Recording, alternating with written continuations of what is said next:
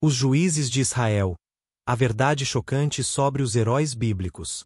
Introdução. Você já se perguntou por que Deus escolheria pessoas profundamente imperfeitas para liderar seu povo escolhido?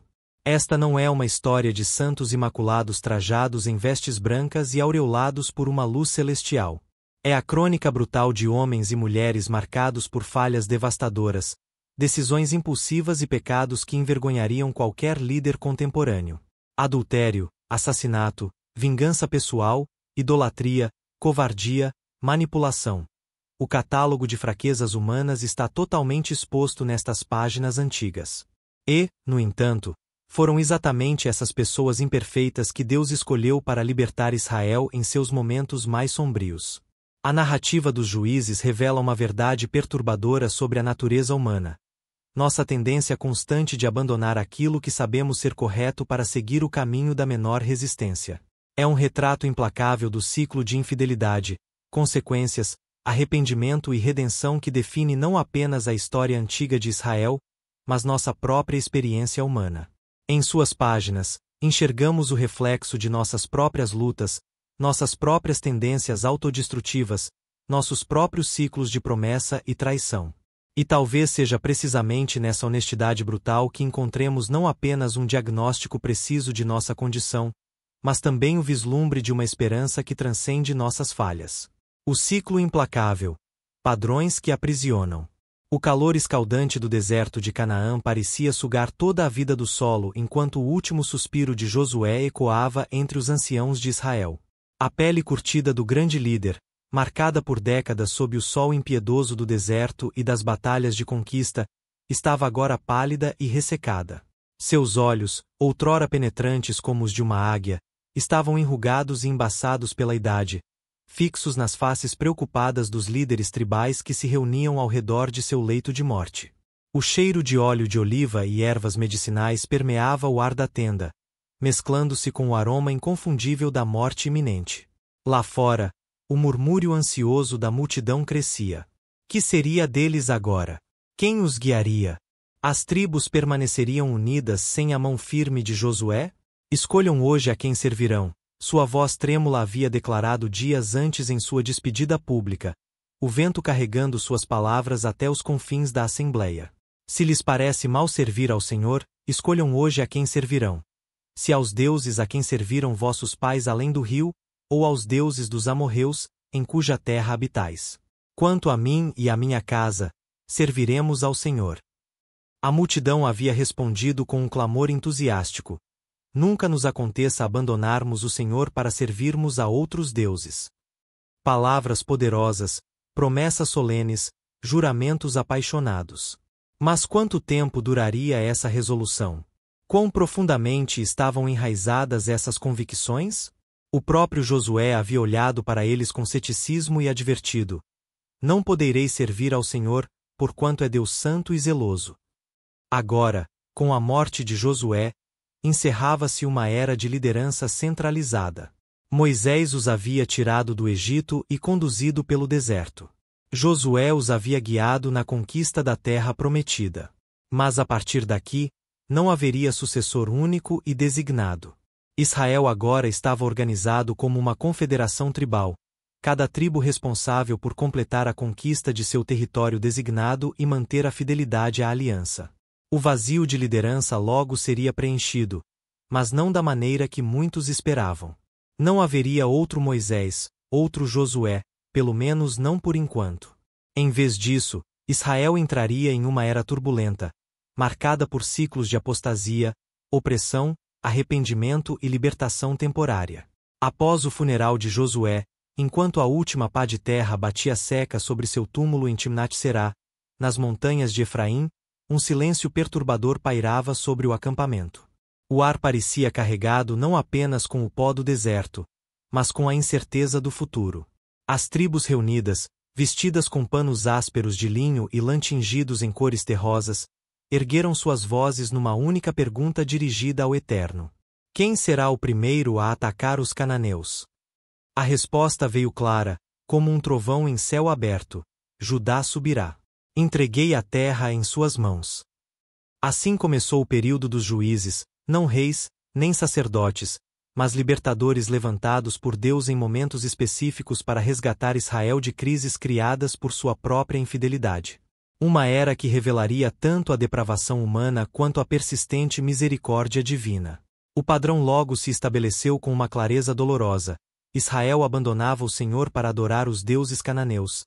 Deus entregava o povo aos opressores. O povo clamava em seu sofrimento. Deus levantava um libertador. Havia paz por algumas décadas, então o ciclo recomeçava. Uma espiral descendente de rebelião e resgate, cada geração aparentemente determinada a repetir os erros de seus antepassados, apenas de formas mais criativas e autodestrutivas. Fizeram o que o Senhor reprova, e se esqueceram do Senhor seu Deus. Serviram aos Baalins e aos postes ídolos, relata o texto bíblico com uma simplicidade devastadora. Este não era um tropeço momentâneo, mas uma rejeição consciente e persistente do Deus que os havia libertado do Egito e dado uma terra que fluía leite e mel. Os deuses cananeus exerciam uma atração poderosa sobre os israelitas. Baal, o suposto senhor da chuva e fertilidade, parecia mais relevante para agricultores em Canaã do que o Deus do deserto que haviam conhecido no Sinai. As festividades sensuais associadas ao culto de Astarote ofereciam prazeres imediatos e tangíveis. A religião cananeia, com seus rituais de fertilidade e sua promessa de controle sobre as forças da natureza, parecia prática, enquanto a devoção exclusiva a Yahvé exigia uma fé que transcendia o visível e o manipulável. Os juízes que Deus levantava não eram modelos de virtude imaculada. Eram instrumentos imperfeitos nas mãos de um Deus perfeito, frequentemente relutantes, às vezes covardes, ocasionalmente violentos e, em certos casos, marcados por falhas morais devastadoras. Em suas histórias, vemos o reflexo de nossas próprias lutas, nossos próprios padrões de autossabotagem, nosso próprio ciclo interminável de promessas fervorosas seguidas por falhas previsíveis. A conquista incompleta. O preço das meias medidas. A poeira avermelhada erguia-se sob os pés dos guerreiros de Judá enquanto avançavam pelo território cananeu. O sol do meio-dia, implacável como um martelo de bronze, refletia-se em suas espadas e nos escudos de couro, criando flashes intermitentes que poderiam ser vistos a quilômetros de distância. O render do couro das sandálias misturava-se com o tinir das armas e o murmúrio de orações e cânticos de guerra. Homens de rostos endurecidos, com barbas empoeiradas e olhos semicerrados contra a claridade impiedosa, marchavam com determinação, a ponta de lança da promessa divina. O vento carregava o cheiro metálico de sangue de batalhas recentes, mesclado com o aroma de suor e o odor peculiar do medo, tanto o próprio quanto o de seus inimigos. À distância, fumaça de aldeias incendiadas formava pilares cinzentos contra o céu azul cobalto, marca da guerra implacável que estava redefinindo a geografia da terra prometida. Os homens de Simeão se juntarão a nós, anunciou o comandante de Judá, sua voz rouca cortando o ar enquanto reunia os líderes de companhia sob a sombra esparsa de uma terebinto. Ajudaremos a conquistar seu território, e depois eles nos ajudarão com o nosso. Seu rosto, marcado por cicatrizes de batalhas anteriores, não revelava emoção, mas seus olhos brilhavam com a intensidade de quem sabe que cumpre um destino divino. Ao seu redor, homens acenavam em silenciosa aprovação, compreendendo a sabedoria estratégica da aliança. Que o Deus de Abraão vá adiante de nós, murmurou um ancião, sua barba branca contrastando com a pele bronzeada. Ele prometeu esta terra a nossos pais. Cabe a nós tomar posse. Essa aliança estratégica entre tribos irmãs rapidamente rendeu frutos. Os guerreiros de Judá e Simeão, movendo-se como uma tempestade de metal e determinação, derrotaram 10.000 cananeus e perizeus em Bizeque. No campo de batalha, sob um céu que parecia uma cúpula de bronze, entre os gemidos dos feridos e o cheiro metálico de sangue que se misturava ao pó, encontraram Adoni-Bizeque, o senhor de Bizeque, tentando escapar, arrastando-se entre cadáveres como um animal ferido. A captura foi rápida, mãos ásperas agarrando o rei inimigo pelas vestes ricas agora manchadas de sangue e poeira. Seus olhos, antes arrogantes, agora revelavam o puro terror de quem sabe o que o aguarda. O que veio a seguir revelou quanto os israelitas já haviam sido influenciados pelos povos que deveriam desalojar. Com uma brutalidade calculada, cortaram os polegares e os dedões dos pés do rei cananeu capturado, uma mutilação que o incapacitaria permanentemente para a guerra, mas permitiria que vivesse para testemunhar sua humilhação. O som da faca cortando carne e osso foi seguido pelo grito abafado do rei, rapidamente silenciado. O sangue escorria vermelho vivo sobre a terra sedenta que o absorvia avidamente. Os guerreiros observavam com expressões impassíveis, alguns com a satisfação sombria da vingança consumada, outros com o desconforto silencioso de quem reconhece estar cruzando uma linha moral. Adoni-Bezek, surpreendentemente, não protestou além daquele primeiro grito. Em vez disso, quando a dor inicial cedeu a uma pulsação constante, seus olhos se arregalaram em reconhecimento enquanto murmurava. 70 reis, com polegares e dedões cortados, apanhavam migalhas debaixo da minha mesa. Como fiz a eles, Deus me fez a mim. A ironia não escapou aos presentes. O opressor agora provava de sua própria medicina, um exemplo vivo da justiça retributiva. Levado a Jerusalém como prisioneiro, Adoni-Bezek morreu lá, testemunha do início da conquista israelita e vítima da mesma crueldade que havia infligido a outros. Os homens de Judá atacaram Jerusalém, seus gritos de guerra ecoando contra as muralhas antigas. O som de arietes golpeando portões, flechas sibilando no ar, e o clamor de combate corpo a corpo encheram o dia.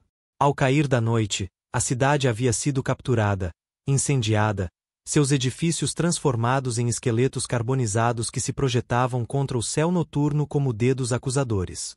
Depois, dirigiram-se às montanhas, ao Neguebe e às planícies, enfrentando os cananeus que habitavam Hebrom, anteriormente chamada Kiriat Arba, e derrotando os gigantes Sesai, Aimã e Talmai, homens de estatura legendária cuja mera menção fazia crianças israelitas tremerem sob suas mantas à noite.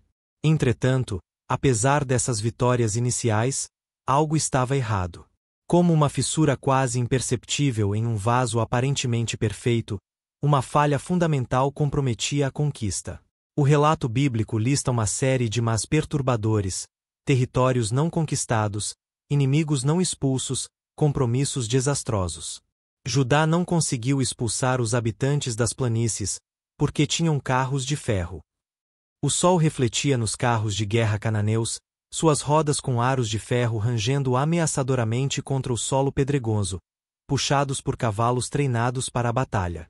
Diante desta tecnologia superior, os guerreiros de Judá hesitaram. O cheiro do medo, azedo e penetrante, espalhou-se entre suas fileiras. Confrontados com uma desvantagem tecnológica, optaram pela retirada estratégica em vez da confiança nas promessas divinas. Benjamim não expulsou os jebuseus que viviam em Jerusalém. Em reuniões noturnas, iluminadas pelo brilho laranja de fogueiras que lançavam sombras dançantes sobre rostos cansados, os líderes de Benjamim raciocinavam: por que não podemos coexistir? Os jebuseus conhecem a terra, conhecem o ciclo das chuvas. Podemos aprender com eles, tributá-los, usar sua mão de obra. Manassés não expulsou os habitantes de Bet-Seã. Efraim não expulsou os cananeus que viviam em Gezer. Zebulon não expulsou os habitantes de Quitrom. Tribo após tribo, a mesma história se repetia: conquistas parciais, obediência parcial, fidelidade parcial. Em vez de expulsar completamente os cananeus, os israelitas preferiam subjugá-los como trabalhadores forçados, pior ainda, coexistir com eles. As consequências dessa desobediência seriam sentidas por gerações, como um veneno lento infiltrando-se no corpo de Israel. Uma anciã de olhos límpidos e sábios observou esta tendência com preocupação crescente.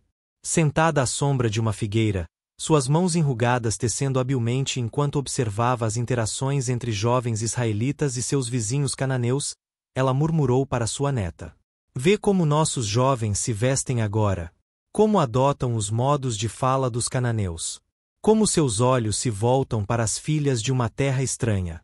Primeiro cedemos na conquista, depois cederemos na adoração. Lembra minhas palavras, criança. Esta foi a primeira falha crucial, a conquista incompleta. Israel achou mais fácil acomodar-se com o inimigo do que eliminá-lo completamente.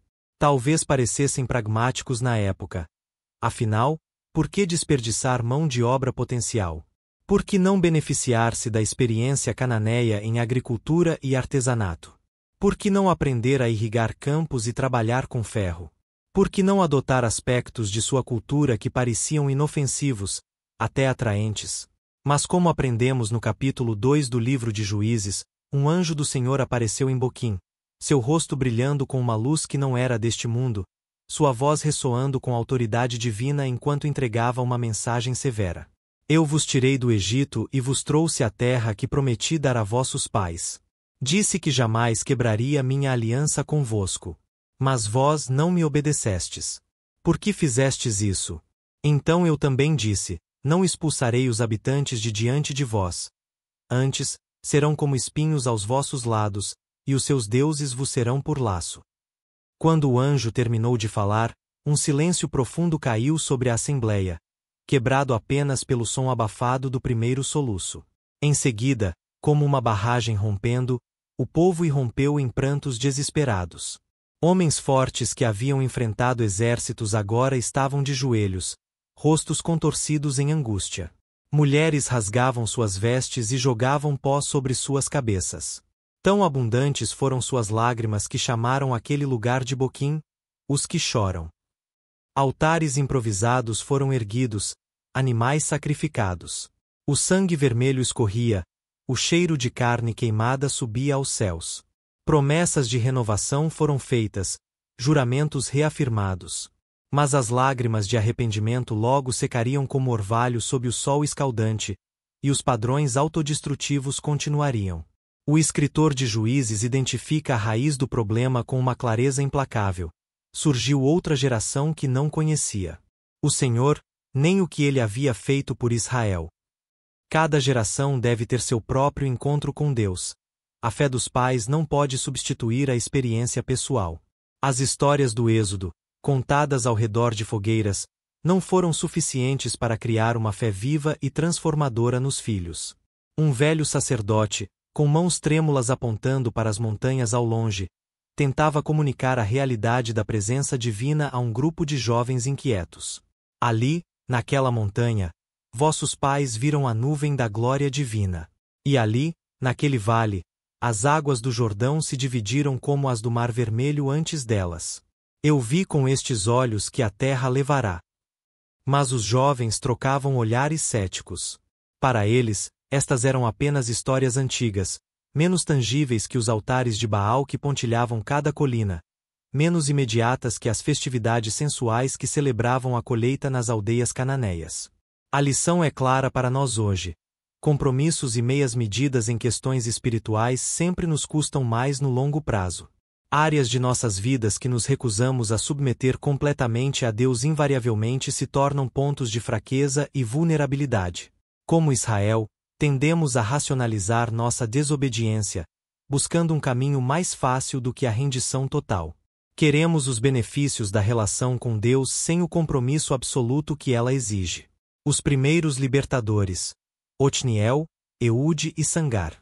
O primeiro ciclo de apostasia não demorou muito para se completar.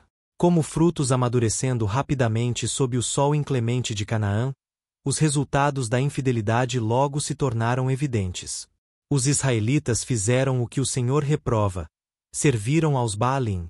Abandonaram o Senhor, o Deus de seus antepassados, que os tirara da terra do Egito, e seguiram outros deuses, os deuses dos povos ao seu redor, e os adoraram, provocando o Senhor a ira.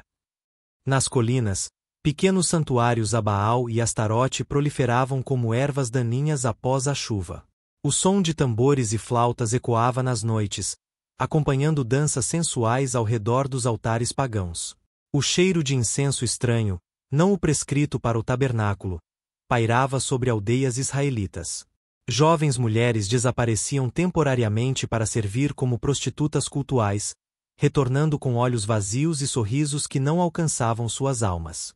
Crianças nascidas de uniões ilícitas entre israelitas e cananeus cresciam num ambiente de confusão religiosa. A resposta divina foi previsível e proporcional. A ira do Senhor acendeu-se contra Israel e os entregou nas mãos de saqueadores que os pilharam. Vendeu-os aos inimigos em redor, contra os quais já não podiam resistir. O primeiro opressor foi Cusã-Risataim, rei da Mesopotâmia, Arana-Araim. Seu nome, que pode ser traduzido aproximadamente como Cusã o duplamente perverso, sugere a reputação terrível que o precedia. Sob seu comando, soldados mesopotâmicos com elmos pontiagudos e túnicas estampadas invadiam regularmente o território israelita, saqueando colheitas, queimando aldeias isoladas e impondo tributos exorbitantes. Durante 8 anos, os israelitas gemeram sob sua dominação estrangeira. Famílias escondiam seus parcos grãos em cisternas subterrâneas, tentando preservar o suficiente para sobreviver até a próxima colheita. Mulheres recolhiam seus filhos ao primeiro sinal de poeira no horizonte, correndo para esconderijos nas montanhas. Homens abaixavam a cabeça em humilhação quando oficiais estrangeiros exigiam a melhor parte de seu rebanho como imposto. Por 8 longos anos, experimentaram as consequências amargas de sua infidelidade: impostos extorsivos, soldados estrangeiros violando suas fronteiras, humilhação constante. A lembrança dos dias de glória sob Josué parecia um sonho distante, quase uma fábula inventada para consolar crianças famintas. Finalmente, fizeram o que sempre deveriam ter feito desde o início: clamaram ao Senhor. Este não foi um grito casual, mas um clamor nascido do desespero. Nas casas simples de pedra, famílias de joelhos rogavam por misericórdia. Em pequenas sinagogas improvisadas, comunidades reuniam-se para confessar sua infidelidade. Nos campos, agricultores interrompiam seu trabalho para clamar aos céus. Foi um retorno às origens, uma lembrança do Deus que havia libertado seus antepassados do Egito. A resposta divina veio na forma do primeiro juiz, Otniel, filho de Quenais, irmão mais novo de Calebe. Um homem cujo nome significa Leão de Deus. Otniel já havia provado sua coragem anteriormente ao conquistar Quiriat-Sefer, mais tarde chamada Debir, ganhando assim a mão de Áquisa, filha de Calebe, em casamento. Já não jovem, suas têmporas estavam grisalhas e linhas profundas marcavam seu rosto curtido pelo sol. Otniel era respeitado por sua sabedoria e coragem comprovada. Vivia modestamente, cuidando de suas oliveiras e vinhas, quando o chamado divino o alcançou. O Espírito do Senhor veio sobre ele, declara o texto, revelando a fonte de seu poder. Uma manhã comum transformou-se em extraordinária quando Otniel, ajoelhado em oração ao amanhecer, sentiu uma presença inexplicável envolvê-lo. Não foi um mero sentimento, mas uma transformação tangível. Seus olhos pareciam ver com nova clareza, seus membros sentiam uma força incomum, sua mente percebia estratégias e possibilidades anteriormente ocultas. Otniel não era superlativo em si mesmo. Tornou-se extraordinário porque Deus o capacitou para uma missão específica. Com uma convicção que surpreendeu até sua esposa Áquisa, ele começou a percorrer as tribos, conclamando guerreiros, inspirando coragem onde antes havia apenas resignação. O Deus que abriu o Mar Vermelho continua vivo, declarava ele em cada aldeia. O Deus que derrubou as muralhas de Jericó não mudou. Ele me envia para liderar-vos à liberdade, mas deveis escolher: continuareis servindo aos deuses que não puderam proteger-vos, ou retornareis ao Deus de vossos pais. Homens que haviam abaixado a cabeça diante de coletores de impostos estrangeiros agora a erguiam com renovada dignidade. Armas que haviam sido escondidas eram desenterradas e polidas. O som de treinamento militar, algo proibido pelos opressores, ecoava novamente nos vales de Israel. Saindo para a guerra com um exército improvisado mas determinado, Otniel demonstrou habilidade tática surpreendente. Utilizando seu conhecimento superior do terreno e atacando em momentos inesperados, derrotou Cusã-Risataim, expulsando suas forças da terra de Israel e libertando o povo de sua opressão. E a terra teve paz durante 40 anos. Uma geração inteira cresceu conhecendo apenas a paz e a prosperidade. Crianças nascidas após a libertação ouviam histórias sobre a opressão, mas não tinham memória pessoal dela. Campos produziam colheitas abundantes, rebanhos cresciam, aldeias expandiam-se. Sob a liderança de Otniel, houve um retorno à adoração do Deus verdadeiro, talvez não perfeito, certamente com compromissos, mas um progresso significativo. Em seu leito de morte, cercado por filhos e netos, Otniel advertiu: não esqueçais quem é o autor de nossa liberdade.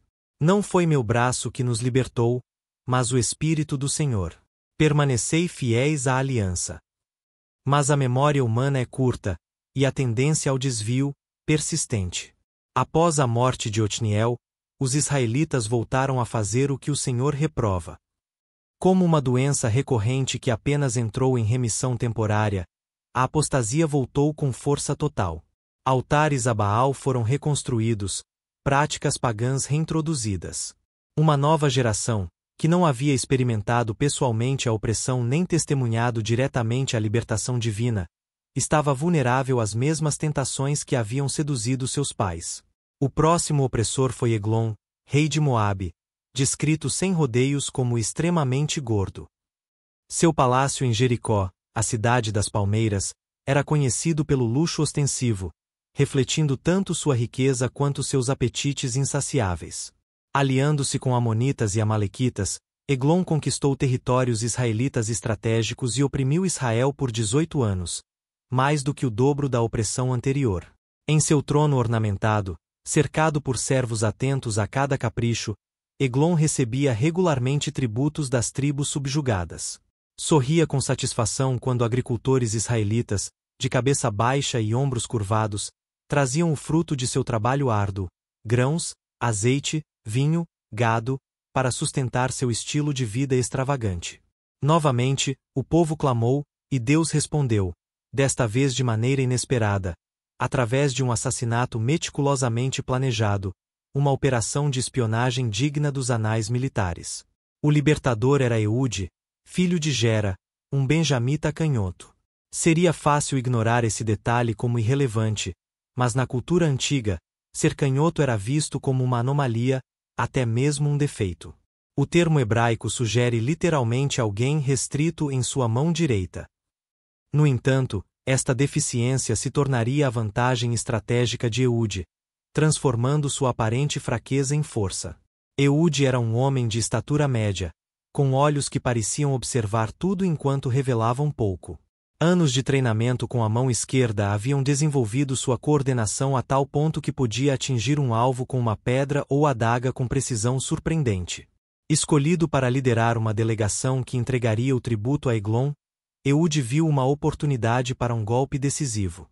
Com meticulosa atenção aos detalhes, forjou uma adaga de 2 gumes, curta o suficiente para esconder, mas longa o bastante para ser letal, aproximadamente um côvado, 45 centímetros. Nas noites anteriores à missão, testou-a repetidamente contra fardos de palha, aperfeiçoando seu golpe enquanto visualizava seu alvo real. No dia fatídico, escondeu a arma sob suas vestes, na coxa direita, um lugar onde os guardas não esperariam encontrar uma arma, especialmente porque a maioria dos homens carregaria armas no lado esquerdo para saque com a mão direita. Vestido com suas melhores roupas, como convinha a um emissário oficial, partiu com a delegação carregando o tributo para Eglon. O Palácio Real em Jericó era uma estrutura impressionante, combinando influências arquitetônicas moabitas, cananeias e egípcias. No Salão do Trono, sob um teto alto suportado por colunas ornamentadas, Eglon recebeu o tributo israelita com um sorriso condescendente. O ar estava pesado com o cheiro de incenso exótico, comidas ricas e o perfume dos óleos que o rei usava abundantemente. Eude manteve os olhos baixos, interpretando perfeitamente o papel de vassalo submisso, enquanto seu coração batia com a consciência da adaga escondida contra sua perna. Após entregar o tributo, cestas de produtos agrícolas, bolsas de prata, animais para sacrifício, partiu com a delegação. Mas ao chegarem a um lugar chamado Pedras Lavradas, próximo a Gilgal, possivelmente um local de culto ou um marco fronteiriço, Eude despediu-se dos portadores do tributo e retornou sozinho ao palácio com uma mensagem supostamente secreta. Tenho uma mensagem confidencial para vós, ó rei. Intrigado, Eglon ordenou silêncio à corte e então dispensou seus assistentes, ansioso para ouvir o que poderia ser informação valiosa, talvez até uma oferta de colaboração mais extensa dos israelitas. Quando ficaram a sós na sala superior ventilada onde o rei buscava alívio do calor sufocante de Jericó, Eude aproximou-se do trono e disse com voz baixa e intensa: Tenho uma mensagem de Deus para vós. Estas palavras, talvez interpretadas por Eglon como o prelúdio para uma profecia favorável ou comunicação divina que legitimaria seu governo, fizeram com que o rei se levantasse em respeito. Foi seu último ato voluntário. Com um movimento fluido praticado centenas de vezes, Eude, com sua mão esquerda, sacou a adaga da coxa direita e a cravou profundamente no ventre do rei. A arma penetrou as camadas de gordura e atingiu órgãos vitais, causando danos irreparáveis. O texto bíblico não poupa detalhes. Até mesmo o cabo entrou após a lâmina, e a gordura se fechou sobre ela. E os excrementos saíram. Eude não pôde retirar a arma do corpo do rei, um detalhe que sublinha a finalidade do ato e também garantiu que não deixasse a arma como evidência que pudesse incriminá-lo. O rosto de Eglon transformou-se em máscara de choque e dor. Quis gritar, mas só conseguiu emitir um som gutural antes que seus joelhos cedessem. Caiu com um baque surdo no chão de pedra polida, seus olhos vidrados já perdendo o brilho da vida. Escapando pela varanda e trancando as portas atrás de si, outro detalhe cuidadosamente planejado que atrasaria a descoberta. Eude fugiu com passos silenciosos pelos corredores do palácio, assumindo a postura confiante de quem pertence ao local. Enquanto os servos esperavam, assumindo que o rei estava atendendo às suas necessidades fisiológicas, certamente ele está cobrindo os pés, um eufemismo para usar o banheiro. Eude já estava cruzando os campos de tamareiras que davam a Jericó seu apelido. Quando finalmente abriram as portas e encontraram seu senhor caído, em uma poça de sangue e excrementos, o palácio explodiu em confusão. Gritos de alarme ecoaram pelos corredores, guardas corriam em direções aleatórias, ministros de Estado reuniam-se em pânico. Quem havia feito isso? Como havia acontecido? O que fariam agora? Enquanto os moabitas ainda tentavam processar a morte de seu rei e organizar uma resposta coerente, Eude já estava nas montanhas de Efraim, soando o chofar, o chifre de carneiro usado para reunir guerreiros. O som penetrante ecoava de vale em vale, de aldeia em aldeia, um chamado às armas que não poderia ser ignorado. Segui-me, declarou ele aos homens que se reuniam com armas improvisadas e determinação renovada, porque o Senhor vos entregou nas mãos os moabitas, vossos inimigos. A estratégia de Eude foi brilhante em sua simplicidade. Primeiro, desceram as margens do Jordão e capturaram os vals, os pontos rasos onde o rio podia ser atravessado. Isto efetivamente cortou a rota de escape dos moabitas, isolando-os de seu território de origem. Os soldados moabitas estacionados em Israel, agora sem liderança e isolados, enfrentaram um exército israelita energizado pela promessa de libertação. Mataram cerca de 10.000 moabitas, todos robustos e valentes. Não escapou nenhum. A vitória foi completa e decisiva, o jugo moabita quebrado em um único dia de sangue e determinação. Naquele dia, Moabe foi subjugado por Israel, e a terra teve paz durante 80 anos. Uma paz que duraria o dobro da anterior, abrangendo quase 3 gerações. Avós podiam contar aos netos sobre a libertação, transmitindo a memória viva da intervenção divina. Sob essa tranquilidade externa, entretanto, já fermentavam as sementes da próxima apostasia. O terceiro juiz mencionado brevemente é Sangar, filho de Anate, que matou 600 filisteus com uma aguilhada de bois, e também libertou Israel. Uma única frase que levanta mais perguntas do que responde. Quem era esse homem que transformou uma simples ferramenta agrícola em uma arma letal? Uma aguilhada, normalmente uma vara longa com ponta metálica usada para conduzir bois durante a aragem, nas mãos de um camponês desesperado tornou-se instrumento de libertação nacional. Podemos imaginar Sangar, talvez um homem corpulento com mãos calejadas pelo trabalho árduo, enfrentando um destacamento filisteu que veio saquear sua aldeia no momento da colheita. Sem tempo para buscar armas convencionais, ele empunhou a ferramenta que tinha à mão.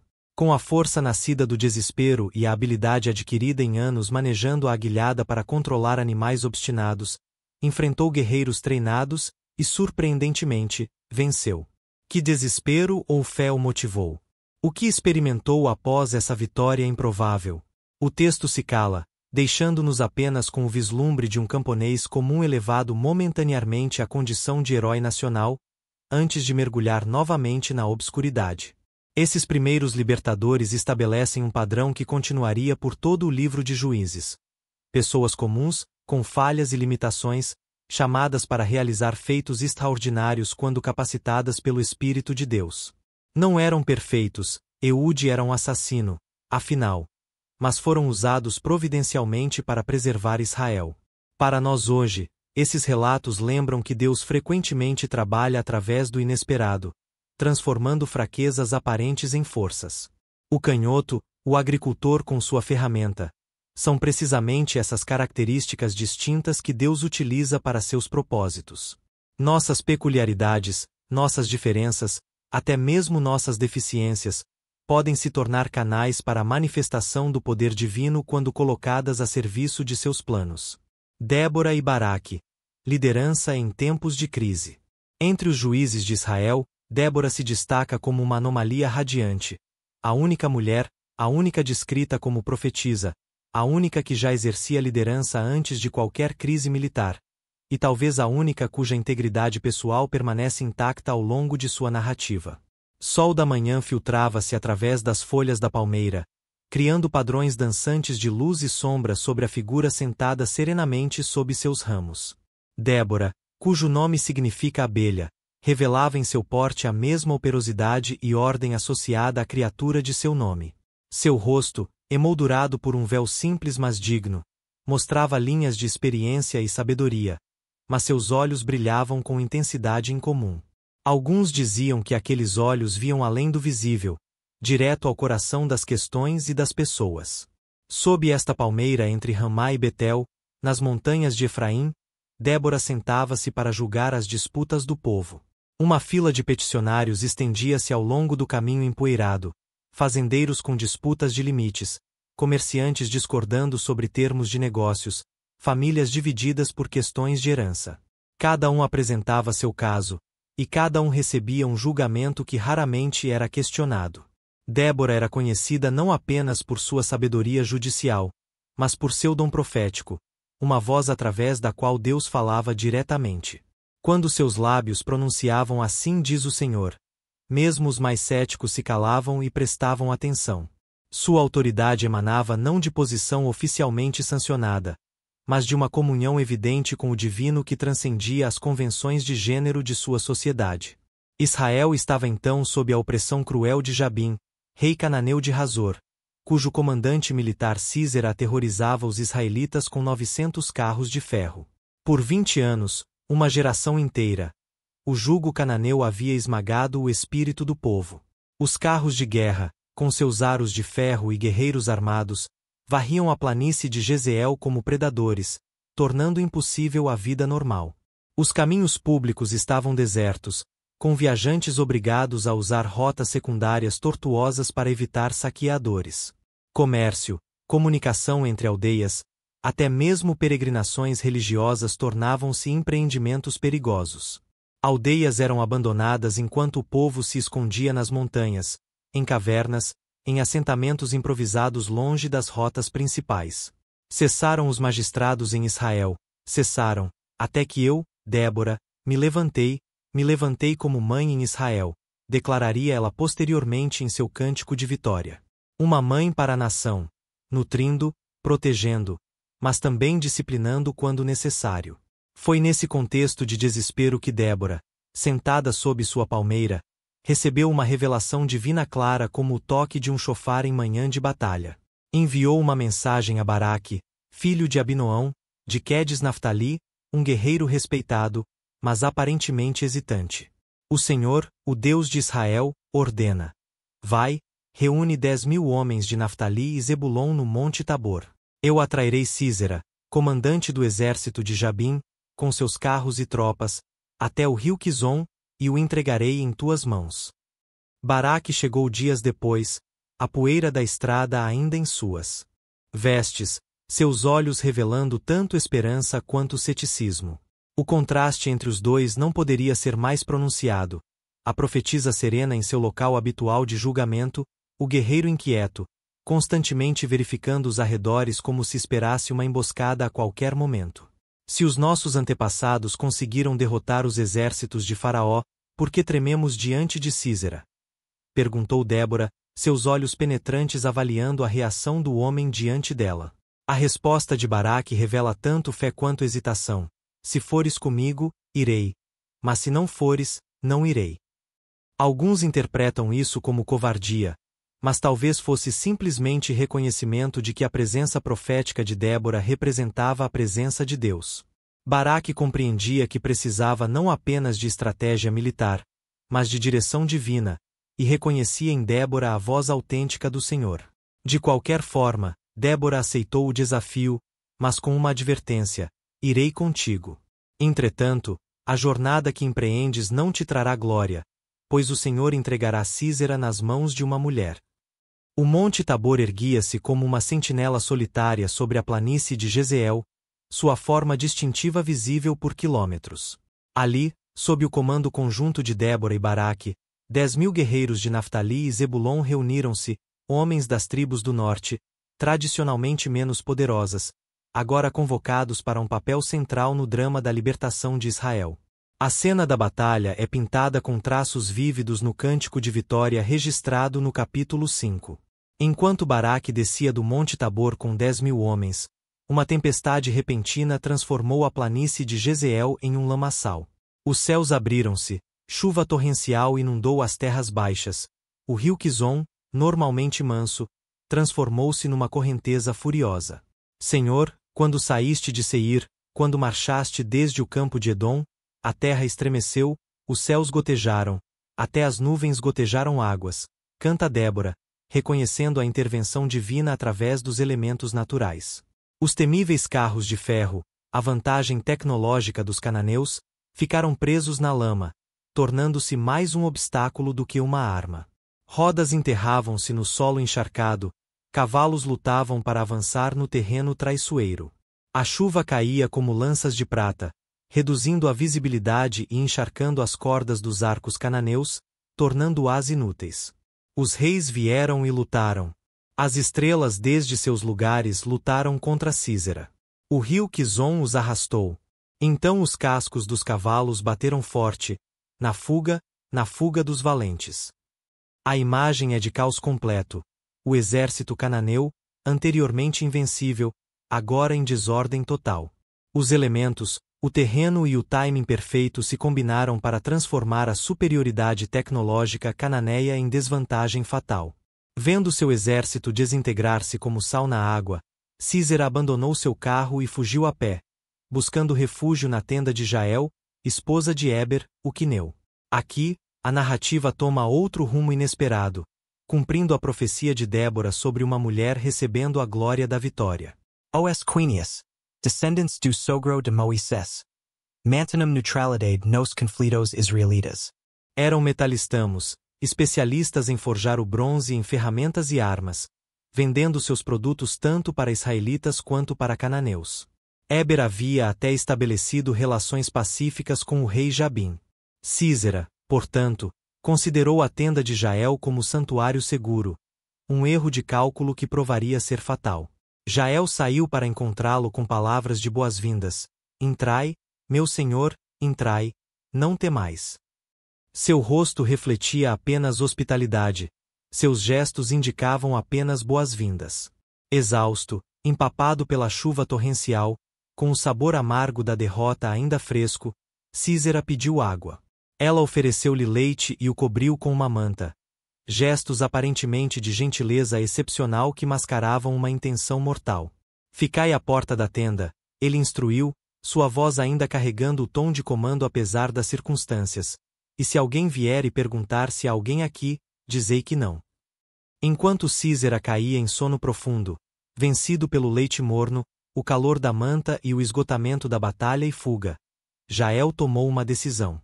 Talvez impulsionada por lealdade aos israelitas devido às antigas conexões de sua tribo com Moisés. Talvez cansada da opressão cananeia que afetava a todos na região.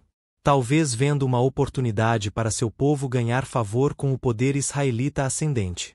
Com determinação silenciosa, pegou uma estaca da tenda, ferramenta comum usada para fixar as cordas que sustentavam sua habitação, e um martelo. Com a precisão de quem montou e desmontou tendas inúmeras vezes em sua vida nômade, Aproximou-se silenciosamente do comandante adormecido. Com um único golpe letal, cravou a estaca na têmpora do comandante, fixando sua cabeça ao chão.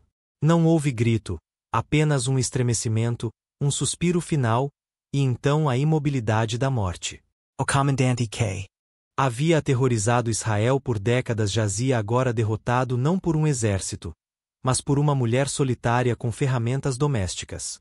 Quando Baraque chegou em perseguição, Jael o convidou para ver o homem que procurava, já morto por suas mãos. Vem, e te mostrarei o homem que buscas. Dentro da tenda, a luz filtrada através da lona, o grande comandante jazia imóvel, seu rosto uma máscara de surpresa final, o sangue já secando no chão de terra batida. A profecia de Débora se cumpriu. Sísera morreu pelas mãos de uma mulher. Ironicamente, não pelas mãos da própria Débora, mas de Jael, uma estrangeira que escolheu identificar-se com a causa de Israel. O cântico de vitória de Débora celebra Jael em termos exaltados. Bendita seja entre as mulheres Jael, mulher de Éber, o quineu. Bendita seja entre as mulheres que habitam em tendas. No mesmo cântico, há um contraste marcante com a mãe de Sísera, retratada esperando ansiosamente pelo retorno de seu filho, inconsciente de seu destino fatal. Pela janela olha e exclama a mãe de Sísera, por entre as grades: por que tarda em vir o seu carro? Por que se demoram os passos dos seus cavalos?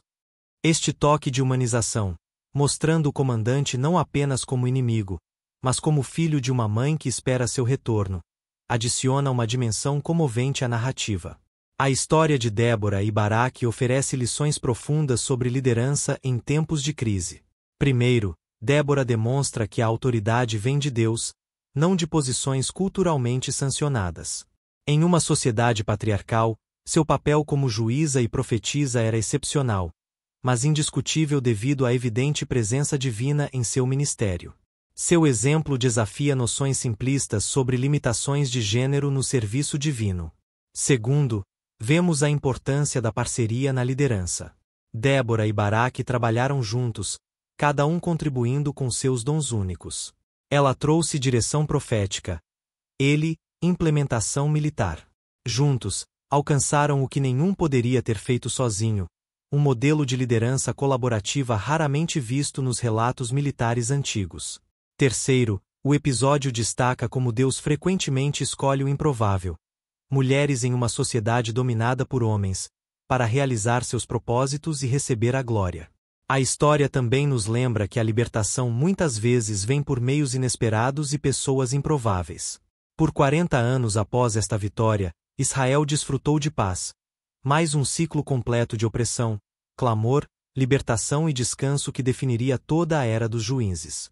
No entanto, como os ciclos anteriores sugerem, esta paz seria temporária, a fidelidade efêmera, e novas provações aguardavam no horizonte. Gideão, do ceticismo à fé imperfeita. Entre todos os juízes, talvez nenhum demonstre uma jornada de fé mais relatável que Gideão.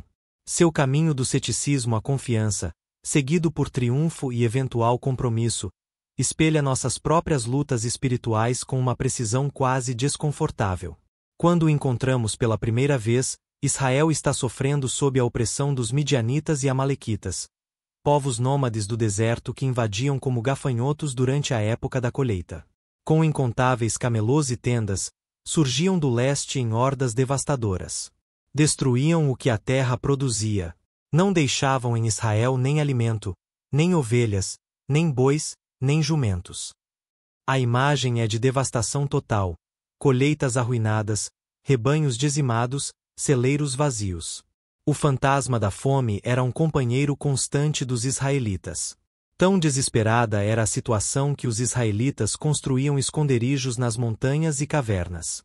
Quando nos aproximamos de Gideão, ele está realizando a tarefa mais básica da agricultura, malhando trigo, mas em um local completamente inadequado. Um lagar, cavidade usada para espremer uvas, não para debulhar grãos. A cena é carregada de ironia. Gideão trabalha furtivamente, olhando constantemente por cima do ombro, esperando a qualquer momento o surgimento de saqueadores midianitas no horizonte. O suor escorre por seu rosto enquanto ele bate o trigo com golpes contidos para evitar fazer barulho. Este detalhe revela tanto sua engenhosidade quanto o nível de medo que dominava sua vida. Um guerreiro potencial reduzido a se esconder para realizar a mais simples das tarefas. Foi nesse momento improvável que o anjo do Senhor apareceu e o saudou. O Senhor está contigo, valente guerreiro. A ironia da saudação não deve ter escapado a Gideão. Valente guerrero. Ele, escondido num lagar, temendo ser descoberto a qualquer momento, a disparidade entre como Deus o via e como ele se via a si mesmo não poderia ter sido maior. A resposta imediata de Gideão é carregada de amargura quase palpável. Ah, meu Senhor, se o Senhor está conosco, por que nos aconteceu tudo isso? Onde estão todas as suas maravilhas que nossos pais nos contaram, dizendo, não foi o Senhor que nos tirou do Egito. Mas agora o Senhor nos abandonou e nos entregou nas mãos de Midian. Estas não são as palavras de um valente guerreiro, mas de um homem consumido por dúvidas, talvez até amargura. Sua teologia está em crise. Se Deus é poderoso e bom, como aprendeu das histórias de seus antepassados, como explicar o sofrimento atual? Se Deus libertou Israel do Egito, por que não os liberta agora de Midian? O contraste entre como Deus o vê, valente guerreiro, e como ele se vê, o menor na casa de meu pai, não poderia ser mais pronunciado. É um lembrete de que a identidade que Deus nos atribui frequentemente difere radicalmente da maneira como nos percebemos. O chamado divino é direto: vai com a força que tens e salva Israel das mãos de Midian. Não sou eu quem te envia. Ainda relutante, Gideão pede um sinal, o primeiro de vários. Dá-me um sinal de que és tu mesmo quem fala comigo. Sua fé vacilante precisa de confirmação tangível. Ele parte para preparar uma oferta, um cabrito e pães ázimos, processo que teria levado horas. O anjo espera pacientemente, uma demonstração silenciosa da graça divina frente à nossa hesitação. Quando Gideão retorna com a comida, o anjo instrui que a coloque sobre uma rocha e derrame o caldo sobre ela. Então, com um toque de seu cajado, o anjo faz surgir fogo da rocha, consumindo a oferta em chamas sobrenaturais, antes de desaparecer. Percebendo finalmente que conversou cara a cara com o anjo do Senhor, uma experiência que muitos acreditavam ser fatal, Gideão exclama em terror: ai de mim, Senhor Deus! Vi o anjo do Senhor face a face. Mas é tranquilizado: paz seja contigo. Não temas, não morrerás. Em resposta, Gideão constrói um altar e o chama: o Senhor é paz, Yahvé Shalom. Um nome significativo considerando o contexto de opressão e medo em que vivia. Este é o primeiro vislumbre de uma transformação em Gideão, do desespero para um reconhecimento inicial da presença divina. Sua primeira missão vem naquela mesma noite, uma tarefa que testaria sua coragem recém-despertada. Destruir o altar de Baal pertencente a seu próprio pai e a Azera que estava junto dele, e construir um altar ao Senhor, oferecendo um novilho em sacrifício. A ordem é radical, não apenas atacar a idolatria em geral, mas especificamente em sua própria família. Começar a reforma em casa. Com 10 servos, Gideão realiza a tarefa durante a noite, temeroso demais para fazê-lo à luz do dia.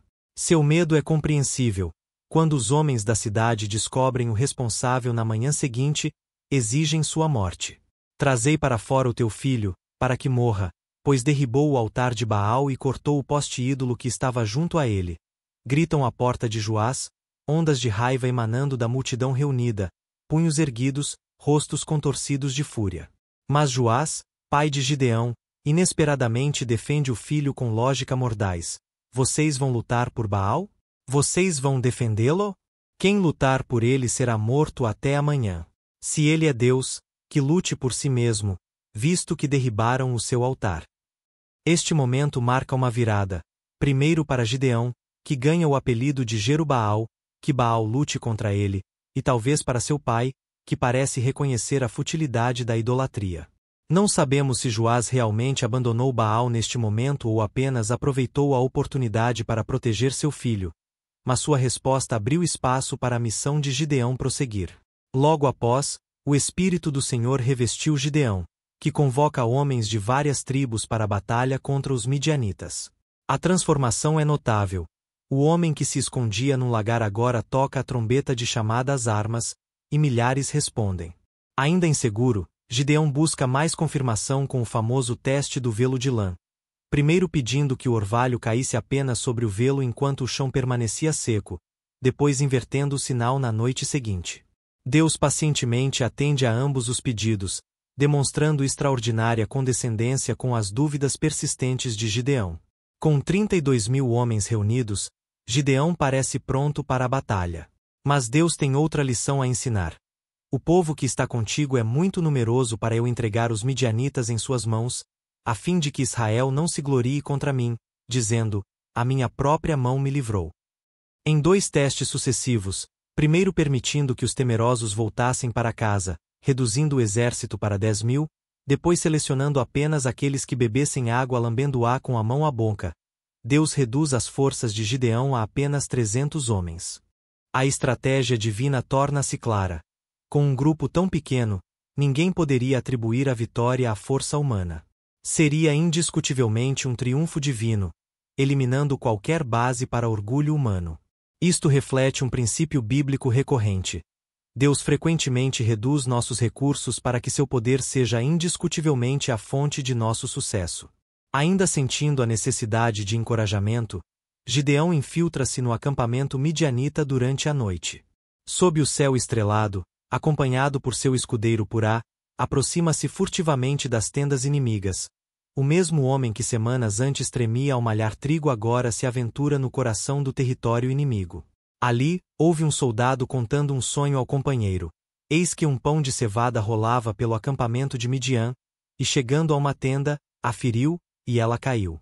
Derrubou-a de tal maneira que a tenda ficou prostrada. O companheiro interpreta imediatamente. Isto não é outra coisa senão a espada de Gideão, filho de Joás, homem de Israel. Deus entregou nas mãos dele os midianitas e todo este acampamento. Esta conversa acidental é, na realidade, mais uma provisão divina para fortalecer a fé vacilante de Gideão. Ao ouvir isto, ele adora, talvez sua primeira expressão genuína de fé, antes de retornar ao acampamento israelita com renovada confiança. A estratégia que desenvolve é notavelmente criativa. Dividindo seus 300 homens em 3 grupos, fornece a cada um uma trombeta, um jarro vazio e uma tocha dentro do jarro. Ao seu sinal, todos quebrariam os jarros, revelariam as tochas, soprariam as trombetas e gritariam, pelo Senhor e por Gideão. A psicologia por trás deste plano é brilhante. No meio da noite, o acampamento midianita, que se estendia pelo vale como gafanhotos, com camelôs inumeráveis como a areia do mar, desperta para o que parece ser um ataque massivo de todos os lados. O som de 300 trombetas soando simultaneamente sugere um exército enorme. As tochas reveladas de repente em 3 direções diferentes criam a ilusão de estar cercado. O grito de batalha sincronizado infunde terror. O efeito foi devastador. Acordados no meio da noite por este espetáculo de luz, som e gritos vindo de todas as direções, os midianitas entraram em pânico. O Senhor fez voltar a espada de um contra o outro por todo o acampamento. Na confusão, matavam-se uns aos outros, enquanto os sobreviventes fugiam. Os israelitas perseguiram os midianitas, e outros se juntaram à caçada. Os príncipes midianitas, Oreb e Zeeb, foram capturados e executados, suas cabeças trazidas a Gideão como troféus de guerra. Após a vitória, o povo quis fazer de Gideão seu rei. Domina sobre nós, tu, teu filho, e o filho de teu filho, porquanto nos livraste das mãos de Midian. A resposta de Gideão inicialmente parece exemplar. Não dominarei sobre vós, nem meu filho dominará sobre vós, o Senhor dominará sobre vós. Esta recusa reflete uma compreensão teológica correta. Israel era uma teocracia, com Deus como o único soberano legítimo. A instituição da monarquia, que viria séculos depois, seria vista inicialmente como uma rejeição deste arranjo ideal. No entanto, logo depois, Gideão faz um pedido problemático: que cada homem dê um brinco de ouro do despojo. Com o ouro coletado, mais de 20 quilos, Gideão faz um éfode, uma vestimenta sacerdotal, que coloca em sua cidade, Ofra. Sua intenção pode ter sido criar um memorial da vitória ou estabelecer um centro de adoração mais conveniente que Siló, onde o tabernáculo estava localizado. Mas o resultado foi desastroso. Todo Israel se prostituiu ali após ele, diz o texto, indicando que o éfode se tornou um objeto de culto idolátrico. O que começou como potencialmente um memorial legítimo tornou-se um substituto para a adoração verdadeira. Este detalhe revela a complexidade de Gideão, um homem capaz de grande fé e obediência, mas também suscetível a comprometer-se. Embora recusasse o título de rei, estabeleceu algo semelhante a uma dinastia, com 70 filhos porque tinha muitas mulheres, além de um filho com uma concubina em Siquém. Práticas mais associadas com realeza que com liderança teocrática.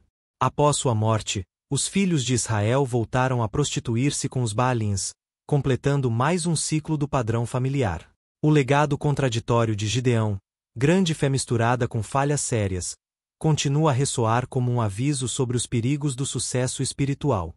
Sua história nos lembra que nossas maiores vitórias podem preceder nossas quedas mais significativas, que podemos acertar em questões grandes, recusar a coroa, e errar em detalhes aparentemente menores, o éfode, com consequências devastadoras, e que a linha entre a comemoração apropriada da graça divina e a criação de ídolos pode ser perigosamente tênue. Abimeleque, a tirania do homem em vez do governo de Deus. Em um desvio perturbador do ciclo habitual de apostasia, opressão, clamor, libertação, a narrativa agora se concentra em uma crise interna. A primeira. Tentativa de estabelecer uma monarquia em Israel, não por orientação divina, mas pela ambição humana desenfreada. Abimeleque, filho de Gideão, também chamado Jerubaal, por sua concubina de Siquém, representa uma ruptura radical com o modelo de juízes levantados por Deus. Ele não é chamado por Deus, não liberta Israel de opressores estrangeiros, e seu nome, meu pai é rei, revela sua ambição central. Em Abimeleque, vemos o anti-juiz, o antimodelo, uma advertência vívida sobre liderança motivada por interesse próprio em vez de chamado divino. Após a morte de Gideão, enquanto Israel ainda lamentava a perda de seu libertador, Abimeleque viu uma oportunidade. Calculista e astuto, viajou a Siquém, cidade de sua mãe, onde provavelmente havia crescido antes de se juntar à casa de seu pai em Ofra. Ali, entre pessoas que o conheciam desde a infância, começou a tecer sua teia de intriga. Reunindo-se com seus tios e todos os parentes maternos, apresentou seu argumento com persuasão sedutora. Perguntai a todos os cidadãos de Siquém, que é melhor para vós? 70 homens, todos filhos de Jerubaal, dominarem sobre vós, ou um só homem? Lembrai-vos de que sou do vosso sangue. A estratégia era brilhante em sua simplicidade. Apresentar uma falsa dicotomia, 70 governantes versus 1, e apelar para laços familiares. Na realidade, nenhum dos filhos de Gideão havia reivindicado posição de liderança. Gideão havia explicitamente rejeitado a monarquia. Mas Abimeleque manipulou as percepções para criar uma ameaça imaginária e posicionar-se como solução. Os homens de Siquém, talvez ressentidos por longa subordinação à cidade de Ofra, onde a família principal de Gideão residia, aceitaram prontamente a proposta. Com 70 peças de prata do templo de Baal-Berite, Abimeleque contratou homens levianos e vadios, mercenários sem lealdade exceto ao dinheiro, sem princípios exceto à violência. Com este bando armado, foi à casa de seu pai em Ofra, onde matou seus 70 irmãos sobre uma mesma pedra, um massacre metódico e ritualístico que sugere execução sistemática. Apenas Jotão, o filho mais novo, conseguiu esconder-se e sobreviver. Este fratricídio em massa, um dos episódios mais sangrentos do livro de Juízes, demonstra que Israel havia descido a novos patamares de depravação moral. Não é mais um inimigo externo que ameaça o povo de Deus, mas a violência interna, filho contra irmão. O texto não menciona qualquer reação popular a este horror. Aparentemente, o assassinato de 70 homens respeitáveis não provocou indignação suficiente para impedir a ascensão do perpetrador. Os homens de Siquém e Bet-Milo coroaram Abimeleque rei junto ao carvalho perto do pilar em Siquém, possivelmente um local de significado religioso ou político. A ironia é pungente. Usando o dinheiro de um templo pagão, um homem sem chamado divino é elevado a uma posição que seu pai havia corretamente recusado. Ao saber disso, Jotão, o sobrevivente solitário do massacre, subiu ao Monte Gerizim, de onde sua voz poderia ser ouvida nos vales abaixo. Com coragem notável para alguém que havia acabado de escapar da morte e testemunhado o assassinato de toda sua família, ele clamou com uma parábola mordaz: Escutai-me, cidadãos de Siquém, e Deus vos escutará. Um dia, as árvores saíram para ungir sobre si um rei. Disseram à oliveira: Reina sobre nós. Mas a oliveira lhes respondeu: Deixaria eu o meu azeite, que em mim honra a Deus e aos homens, para ir baloçar sobre as árvores. A oliveira, simbolizando pessoas dignas e produtivas, recusou o poder político para continuar seu papel benéfico na sociedade. A narrativa prossegue com recusas similares da figueira e da videira. Então todas as árvores disseram ao espinheiro: Vem tu, e reina sobre nós. E o espinheiro respondeu: Se em verdade me ungis como rei sobre vós, vinde refugiar-vos debaixo da minha sombra. E se não, saia fogo do espinheiro, e consuma os cedros do Líbano. A mensagem era clara: enquanto as árvores produtivas, pessoas dignas, recusavam o poder, preferindo servir à sociedade com seus dons, o espinheiro inútil e perigoso, Abimeleque, aceitava avidamente, oferecendo uma proteção ilusória enquanto ameaçava a destruição. O espinheiro, incapaz de fornecer sombra significativa, oferece um acordo baseado em ameaça: aceitem minha liderança ou sejam destruídos. Jotão terminou com uma maldição profética: se agistes com verdade e sinceridade com Jerubaal e com a sua casa hoje, alegrai-vos em Abimeleque, e ele também se alegre em vós. Mas, se não, saia fogo de Abimeleque, e consuma os cidadãos de Siquém. E saia fogo dos cidadãos de Siquém. E consuma a Abimelech. Tendo entregue esta mensagem incendiária, Jotão fugiu para Bir, desaparecendo da narrativa. Sua parábola ficou ressoando nas mentes dos que a ouviram, uma profecia que não demoraria a cumprir-se. Após 3 anos de reinado, período significativamente curto que sugere instabilidade, Deus enviou um espírito maligno entre Abimeleque e os cidadãos de Siquém, e a aliança que os unia se desintegrou. O que seguiu foi uma espiral de traição, emboscadas e vingança que validaria cada palavra da maldição de Jotão. Liderados por Gaal, filho de Ebede, possivelmente um recém-chegado a Siquém com suas próprias ambições, os siquemitas rebelaram-se. Durante uma festividade de colheita, embriagados com vinho e confiança, amaldiçoaram abertamente Abimeleque. Quem é Abimeleque, e quem é Siquém, para que o sirvamos? Não é filho de Jerubaal? E não é Zebu o seu oficial? Servi antes aos homens de Amor, pai de Siquém.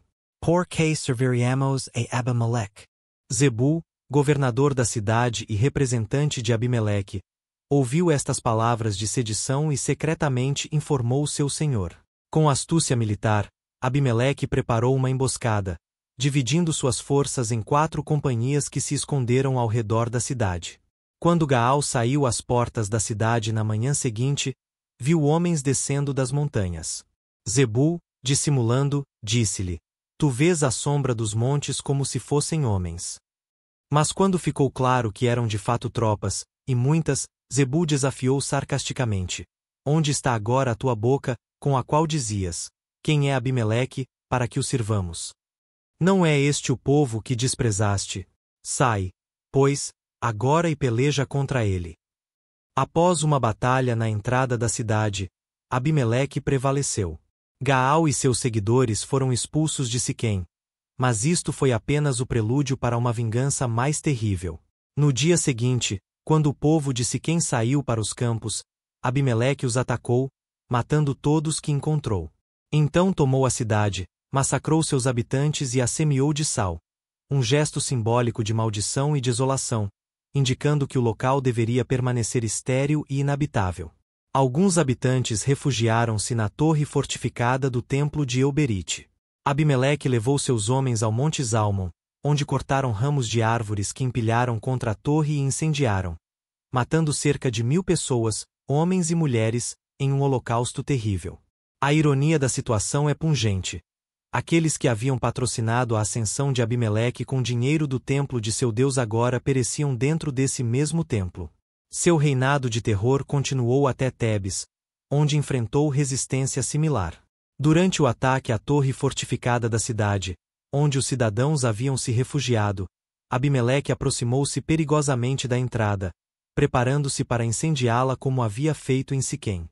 Neste momento, uma mulher anônima, nem seu nome nem status são mencionados, sublinhando a humildade do instrumento de juízo divino, lançou do alto um fragmento de mó que atingiu a cabeça de Abimeleque, fraturando seu crânio. Moribundo e temendo a vergonha de morrer pelas mãos de uma mulher, ecoando o destino de Sísera, ele ordenou a seu escudeiro: desembainha a tua espada, e mata-me, para que não digam de mim, uma mulher o matou. O jovem obedeceu, e assim terminou a vida do primeiro homem a declarar-se rei em Israel, não em glória de campo de batalha, mas em humilhação, executado por seu próprio servo. O texto conclui com uma nota teológica crucial. Assim Deus fez tornar sobre Abimeleque o mal que ele tinha feito a seu pai, matando seus 70 irmãos. E também todo o mal dos homens de Siquém fez Deus tornar sobre a cabeça deles. E veio sobre eles a maldição de Jotão, filho de Jerubaal. A história de Abimeleque serve como uma severa advertência contra a liderança baseada na ambição humana em vez da direção divina. Ele representa o antimodelo de juiz, não um libertador, mas um opressor de seu próprio povo. Sua narrativa também ilustra como ciclos de violência, uma vez iniciados, tendem a escalar e consumir todos os envolvidos. Para o leitor atento, a saga de Abimeleque prenuncia os perigos da monarquia que Israel eventualmente exigiria, apesar das advertências proféticas. Já aqui, vemos as sementes do desastre que floresceria séculos mais tarde, quando o povo rejeitaria explicitamente o governo de Deus em favor de um rei humano como as outras nações. Jefté, o preço dos votos imprudentes. Após as breves menções a Tola e Jair como juízes, figuras transitórias que governaram durante períodos de relativa tranquilidade, a narrativa se concentra em Jefté, o gileadita, uma das figuras mais trágicas do livro, cuja história combina triunfo público com devastação pessoal. Nas encostas orientais do Jordão, onde a terra de Gileade se erguia em colinas verdejantes e vales férteis, nasceu um menino destinado à rejeição desde o início. Filho de uma prostituta, Jefté cresceu como uma presença incômoda na casa de seu pai, Gileade. Seus meio-irmãos, nascidos da esposa legítima, o tratavam com desdém mal disfarçado. À medida que crescia, tornava-se evidente que Jefté possuía qualidades notáveis. Alto e forte, mostrava habilidade natural para a liderança e tática militar. Mas estas qualidades apenas intensificavam o ressentimento de seus irmãos, que viam nele uma ameaça potencial à sua herança. Quando atingiu a idade adulta, a tensão culminou em rejeição aberta. Seus meio-irmãos o expulsaram. Não herdarás na casa de nosso pai, porque és filho de outra mulher. Os anciãos de Gileade, que poderiam ter intervindo para garantir alguma justiça, permaneceram silenciosos, talvez considerando conveniente eliminar um homem potencialmente problemático de seu meio. Exilado, com apenas as roupas que vestia e uma espada à cintura, Jefté partiu para a terra de Tobi, no deserto sírio. Ali, sua habilidade militar e carisma natural atraíram outros marginalizados. O texto afirma que reuniram-se a Jefté homens levianos, e saíam com ele, foragidos, devedores, deserdados, todos aqueles que, como ele, haviam sido rejeitados pela sociedade estabelecida. Este bando, inicialmente visto como saqueadores ou mercenários, gradualmente ganhou reputação de eficácia militar. Em tempos de relativa paz, suas atividades podem ter incluído proteção de caravanas ou pequenas aldeias em troca de pagamento, um serviço paramilitar primitivo numa terra onde a segurança era precária. Ironicamente, quando os amonitas atacaram Gileade anos depois, os mesmos anciãos que haviam permitido sua expulsão agora o procuravam desesperadamente. Vem, seu nosso comandante, para que possamos combater contra os amonitas. A resposta de Jefté revela o ressentimento acumulado durante anos de exílio. Não me odiastes vós e me expulsastes da casa de meu pai? Por que vindes a mim agora, quando estais em aperto? A necessidade dos anciãos supera seu orgulho, por isso nos voltamos a ti, para que venhas conosco, e combatas contra os amonitas, e nos sejas por cabeça sobre todos os moradores de Gileade. Jefté demonstra aqui perspicácia política notável. Em vez de aceitar impulsivamente uma oportunidade de vingança contra aqueles que o haviam rejeitado, ou recusar por ressentimento, ele negocia termos que garantirão sua posição permanente. Se me levardes para combater contra os amonitas, e o Senhor os entregar diante de mim, serei eu vosso cabeça. Os anciãos concordam com um juramento solene. O Senhor será testemunha entre nós, se não fizermos conforme a tua palavra. Jefté é instituído como líder em Mispá, numa cerimônia pública que legitima sua autoridade. Surpreendentemente, seu primeiro ato não é militar, mas diplomático. Ele envia mensageiros ao rei dos Amonitas, questionando suas reivindicações territoriais. Que há entre mim e ti, que vieste a mim para guerrear contra a minha terra? O que segue é uma sofisticada argumentação histórica e legal, demonstrando um conhecimento profundo da história de Israel. Para um homem que cresceu à margem da sociedade, possivelmente com educação formal limitada, esta erudição é notável. Jefté apresenta 3 argumentos principais. Primeiro, Israel nunca tomou terra dos Moabitas ou Amonitas, mas de Seom, rei dos amorreus. Segundo, foi o próprio Deus de Israel quem concedeu aquela terra a seu povo. Não possuirás tu aquele que Quemós, teu Deus, desapossou? Assim possuiremos nós a terra daquele que o Senhor desapossou. Terceiro, após 300 anos de ocupação israelita, por que os amonitas só agora contestavam a posse? O fato de Jefté, um pária social, dominar tão bem a história e a teologia de Israel levanta questões intrigantes sobre sua educação e caráter. Talvez durante seu exílio, tenha buscado ativamente compreender sua herança cultural e religiosa, compensando com estudo o que lhe foi negado por circunstância.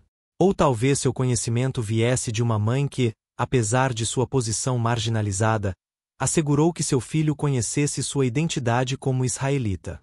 Ele conclui sua argumentação com uma submissão ao julgamento divino. O Senhor, que é juiz, julgue hoje entre os filhos de Israel e os filhos de Amon. Quando a diplomacia falha e a guerra torna-se inevitável, veio o Espírito do Senhor sobre Jefté. Aqui temos a confirmação divina de sua liderança. Não é mais apenas o acordo com os anciãos que legitima sua posição, mas a unção divina. É neste momento de elevação espiritual que Jefté comete seu erro fatal. Faz um voto apressado e desnecessário. Se entregares os amonitas nas minhas mãos, aquele que, saindo da porta de minha casa, me vier ao encontro, quando eu voltar vitorioso da guerra contra os amonitas, será do Senhor, e o oferecerei em holocausto. Este voto revela uma compreensão deficiente da natureza de Deus e da lei mosaica, que proibia explicitamente sacrifícios humanos. Por que Jefté sentiu necessidade de negociar com Deus quando já havia recebido o Espírito? Talvez sua experiência de rejeição o deixasse inseguro mesmo diante de promessas divinas, ou talvez sua exposição a práticas pagãs durante seu exílio tivesse corrompido sua teologia. Os amonitas, contra quem lutava, eram conhecidos pela prática de sacrifícios humanos a seu deus Moloque. Jefté derrota os amonitas em uma vitória decisiva, conquistando 20 cidades e subjugando completamente o inimigo. Mas seu triunfo militar transforma-se em tragédia pessoal quando, ao voltar para casa em Mispá, sua filha única sai ao seu encontro com tamborins e com danças para celebrar a vitória de seu pai. Ao vê-la, a cor drena do rosto de Jefté. Ele rasga suas vestes em angústia, um gesto de luto antes mesmo da perda. Ai de mim, filha minha! Tu me abateste e te tornaste uma das que me perturbam. Pois eu abri a minha boca ao Senhor, e não posso voltar atrás. A resposta da filha, cujo nome, significativamente, nunca é mencionado, como se a narrativa não pudesse suportar a intimidade de nomeá-la, é notável por sua nobreza.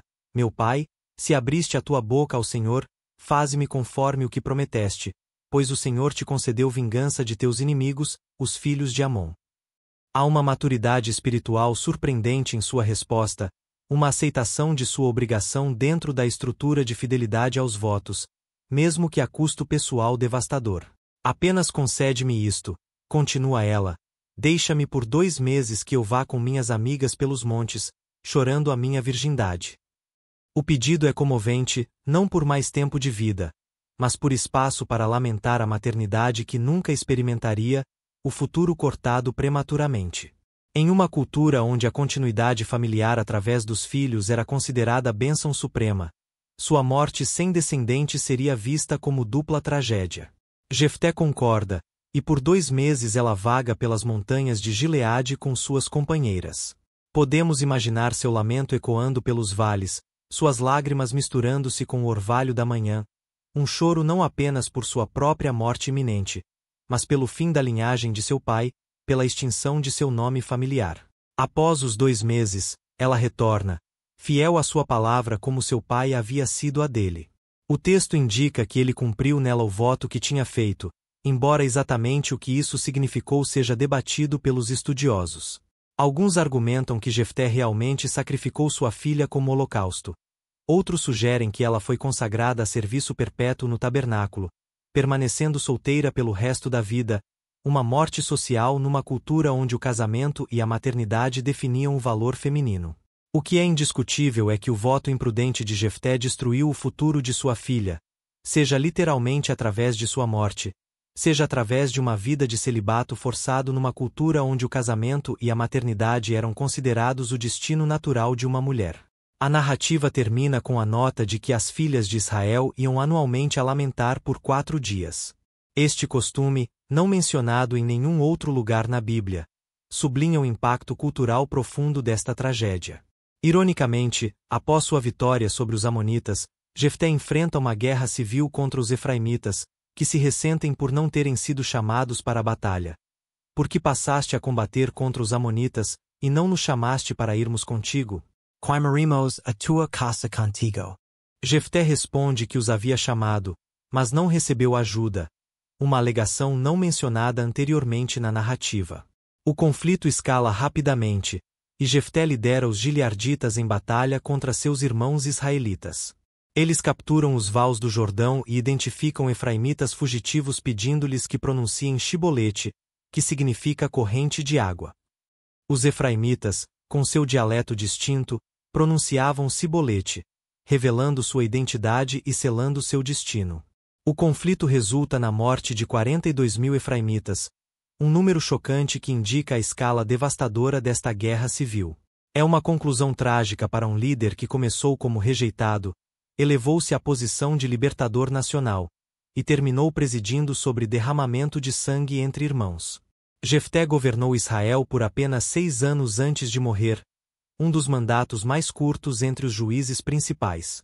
Sua história é uma advertência contundente sobre os perigos dos votos impensados e a mistura tóxica de práticas pagãs com a adoração verdadeira, além de demonstrar como feridas emocionais não tratadas podem afetar nosso discernimento espiritual. Sansão. Força física, fraqueza moral. Nenhum juiz exemplifica melhor o contraste entre capacitação divina e falibilidade humana do que Sansão. Enquanto a maioria dos heróis bíblicos demonstra alguma progressão de caráter, mesmo com falhas ocasionais, Sansão parece resistir obstinadamente ao crescimento moral, permanecendo impulsivo e autocentrado do início ao fim de sua história. Sua narrativa começa de maneira única, com o anúncio angelical de seu nascimento a uma mulher estéril, esposa de Manoá, da tribo de Dan.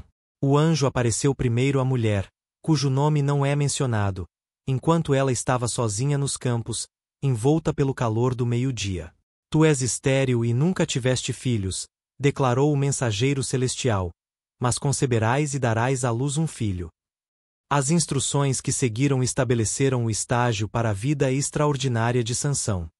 A criança deveria ser nazireu, consagrado a Deus desde o nascimento.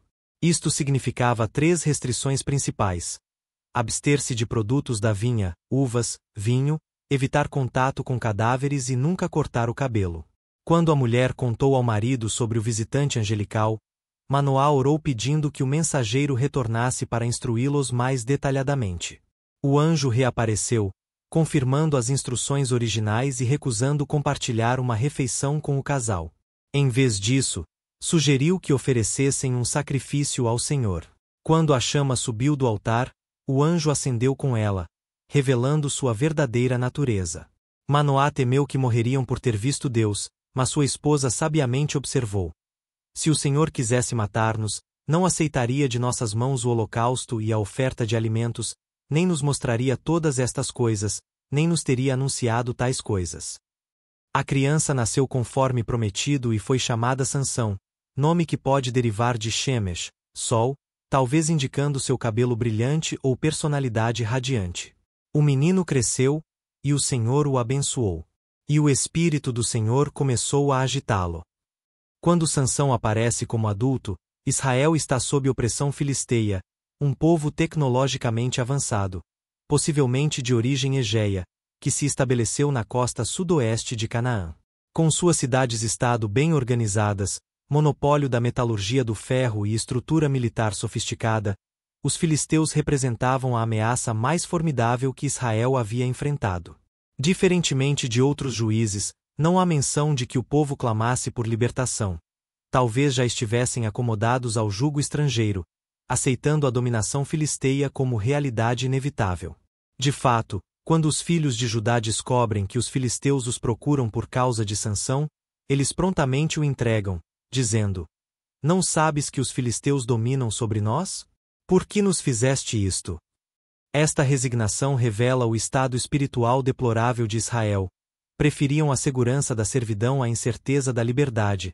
Tornam-se cúmplices de seus opressores contra seu próprio libertador. O padrão de comportamento de Sansão rapidamente se torna evidente. Apesar de sua força sobrenatural, ele é extraordinariamente fraco diante de tentações, especialmente relacionadas a mulheres. Sua primeira ação registrada é apaixonar-se por uma mulher filisteia em Timna, contra as objeções de seus pais. Não há mulher entre as filhas de teus irmãos, ou entre todo o meu povo, para que vás tomar mulher dos filisteus, daqueles incircuncisos. A lei mosaica proibia casamentos com cananeus precisamente para evitar a contaminação religiosa. Os pais de Sansão, fiéis às tradições israelitas apesar de viverem em uma época de compromisso generalizado, reconheceram imediatamente o perigo. A resposta de Sansão revela como ele seguia impulsos em vez de princípios. Esta agradou aos meus olhos. É uma declaração que ressoa através dos séculos. A substituição do discernimento espiritual pelo desejo momentâneo, da obediência consciente pela atração superficial. O narrador acrescenta uma observação intrigante. Seu pai e sua mãe não sabiam que isto vinha do Senhor, que buscava ocasião contra os filisteus, pois naquele tempo os filisteus dominavam sobre Israel. Esta nota teológica complexa sugere que mesmo os desejos equivocados de Sansão estavam sendo usados dentro do plano divino. Não que Deus aprovasse sua desobediência, mas que trabalhava através dela para cumprir seus propósitos libertadores. No caminho para Timna, Sansão enfrenta um leão jovem, matando-o com as mãos nuas, como quem despedaça um cabrito. Este primeiro registro de sua força sobrenatural ocorre quase casualmente, sem preparação ou esforço aparente. O texto nota especificamente que o Espírito do Senhor veio sobre ele poderosamente, atribuindo sua força não à qualidade física inata, mas à capacitação divina específica. Mais tarde, retornando pelo mesmo caminho, encontra o cadáver do animal com um enxame de abelhas e mel, do qual come, violando sua separação naziriana ao tocar um cadáver.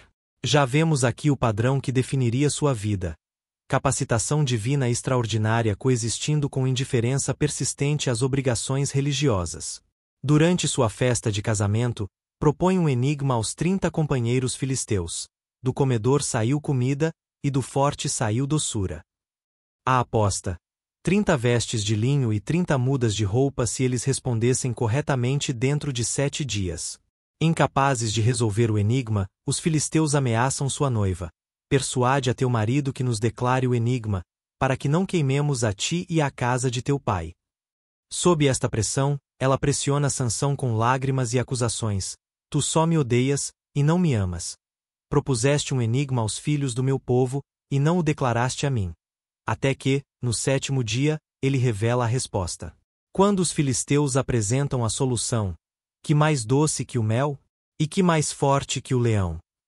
Sansão percebe a traição e responde, com uma declaração mordaz: se vós não tivesseis lavrado com a minha novilha, nunca teríeis descoberto o meu enigma. Furioso, o Espírito do Senhor veio sobre ele, e ele vai a Ascalon, mata 30 homens, toma suas vestes e as dá aos que decifraram o enigma. Este primeiro ato de violência contra os filisteus estabelece um padrão que só escalaria com o tempo. ações precipitadas motivadas mais por vingança pessoal que por zelo pela libertação de Israel. Após este evento, Sansão retorna à casa paterna, aparentemente abandonando sua esposa. Quando, algum tempo depois, decide visitá-la novamente, descobre que seu pai a entregou a outro homem, o amigo que havia servido como padrinho no casamento. Desta vez estarei sem culpa para com os filisteus, quando lhes fizer mal, declara, justificando sua próxima ação vingativa. Captura 300 raposas, amarra-as em pares com tochas entre suas caudas, e as solta nos campos de trigo, vinhas e olivais filisteus. A destruição é extensa, eliminando colheitas essenciais para a sobrevivência. Os filisteus respondem queimando vivos a mulher e seu pai. A mesma ameaça que haviam feito antes, agora cumprida, embora contra pessoas inocentes da traição de Sansão. A espiral de vingança continua quando Sansão reage: já que fazeis assim, eu me vingarei de vós, e depois cessarei. O texto registra que os feriu com grande mortandade, embora sem especificar os detalhes. Os filisteus mobilizam então um exército contra Judá, exigindo a entrega de Sansão. O fato de que 3.000 homens de Judá vão a Sansão, na fenda da rocha de Etã onde se abrigara, demonstra tanto o medo que tinham dos filisteus quanto a falta de identificação com seu próprio libertador. Não sabes que os filisteus dominam sobre nós? Por que nos fizeste isto? Perguntam, refletindo uma mentalidade de escravos que se identificam mais com seus opressores que com a liberdade. Descemos para te amarrar e te entregar nas mãos dos filisteus. A resposta de Sansão revela um código de honra pessoal baseado em retribuição. Como eles me fizeram, assim lhes fiz. Ele concorda em ser entregue, desde que seus compatriotas prometam não matá-lo eles mesmos. Amarram-no com cordas novas e o entregam aos filisteus, que vêm ao seu encontro com gritos de triunfo. Mas quando chega ao acampamento inimigo, o Espírito do Senhor o possuiu, as cordas se rompem como fios de linho que se queimam no fogo, e com uma queixada de jumento, a arma mais humilde e improvável, ele mata 1.000 filisteus. Após esta vitória, Sansão compõe um curto poema celebratório, um dos raros momentos em que expressa algo próximo a reconhecimento religioso. Com uma queixada de jumento, montões sobre montões. Com uma queixada de jumento matei 1.000 homens. Exausto e sedento após a batalha, Sansão finalmente dirige-se diretamente a Deus. Tu deste pela mão de teu servo esta grande salvação. Morrerei eu agora de sede, e cairei nas mãos destes incircuncisos. Deus milagrosamente provê água de uma rocha em Leí. Este é um dos raros momentos em que vemos Sansão em comunicação consciente com Deus, reconhecendo-o como fonte de sua força e provisão. O texto observa que ele julgou a Israel, nos dias dos filisteus, 20 anos, sugerindo um período de relativa paz e autoridade estabelecida. Entretanto, a próxima cena revela que seu caráter continua fundamentalmente inalterado. O ponto mais baixo de sua vida começa com sua visita a uma prostituta em Gaza e culmina em sua relação com Dalila no Vale de Sorek. Os líderes filisteus, aprendendo sobre este novo relacionamento, oferecem a Dalila uma fortuna, 1.100 ciclos de prata de cada um deles, possivelmente totalizando 5.500 ciclos, para descobrir o segredo da força de Sansão. 3 vezes Dalila pergunta diretamente: declara-me, peço-te, onde reside a tua grande força, e com que poderia ser amarrado para te dominar. 3 vezes Sansão a engana, primeiro mencionando cordas de junco verde, depois cordas novas que nunca haviam sido usadas, e finalmente o tecer das 7 tranças de seu cabelo num tir. 3 vezes ela testa suas respostas enquanto ele dorme, e 3 vezes ele desperta com força total quando ela grita: os filisteus vêm sobre ti, Sansão. Este padrão de traição transparente, pois que outra razão haveria para tais perguntas seguidas de tentativas de subjugá-lo? Seria óbvio para qualquer pessoa racional. A persistência de Dalila torna-se quase cômica em sua previsibilidade. Como dizes, eu te amo, não estando comigo o teu coração?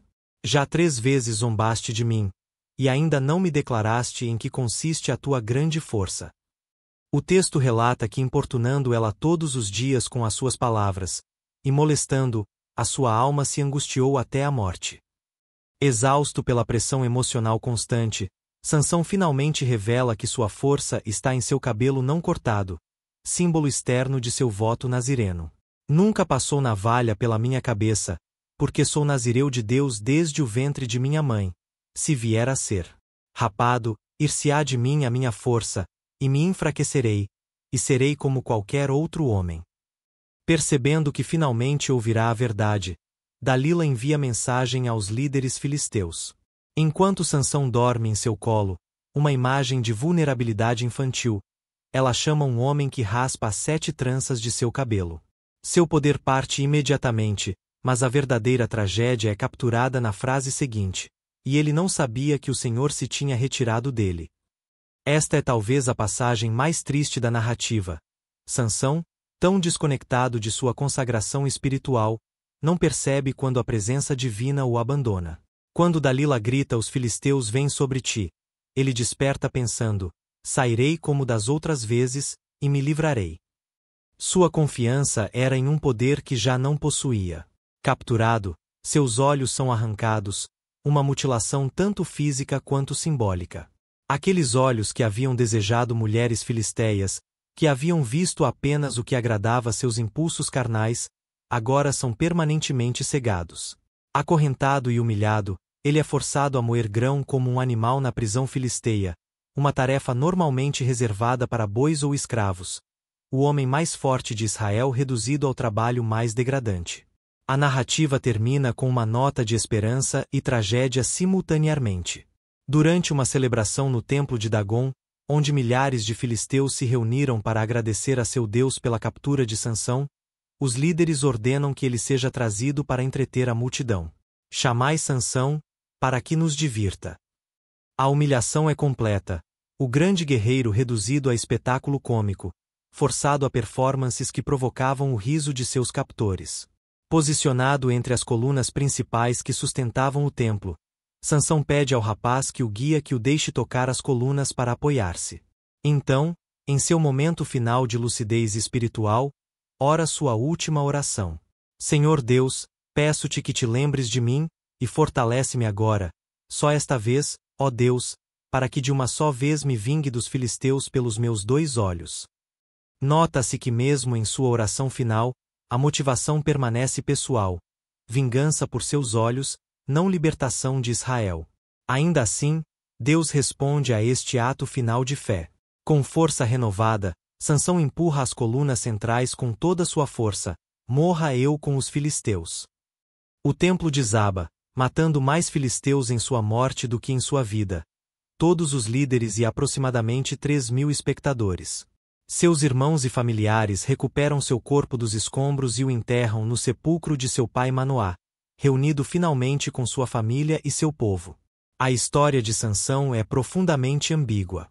Ele é listado entre os heróis da fé em Hebreus 11, e ainda assim sua vida pessoal é um catálogo de impulsividade, luxúria e violência. Ele manifesta pouca consciência espiritual, raramente ora ou menciona Deus, e parece usar sua força mais para a vingança pessoal do que para a libertação de Israel.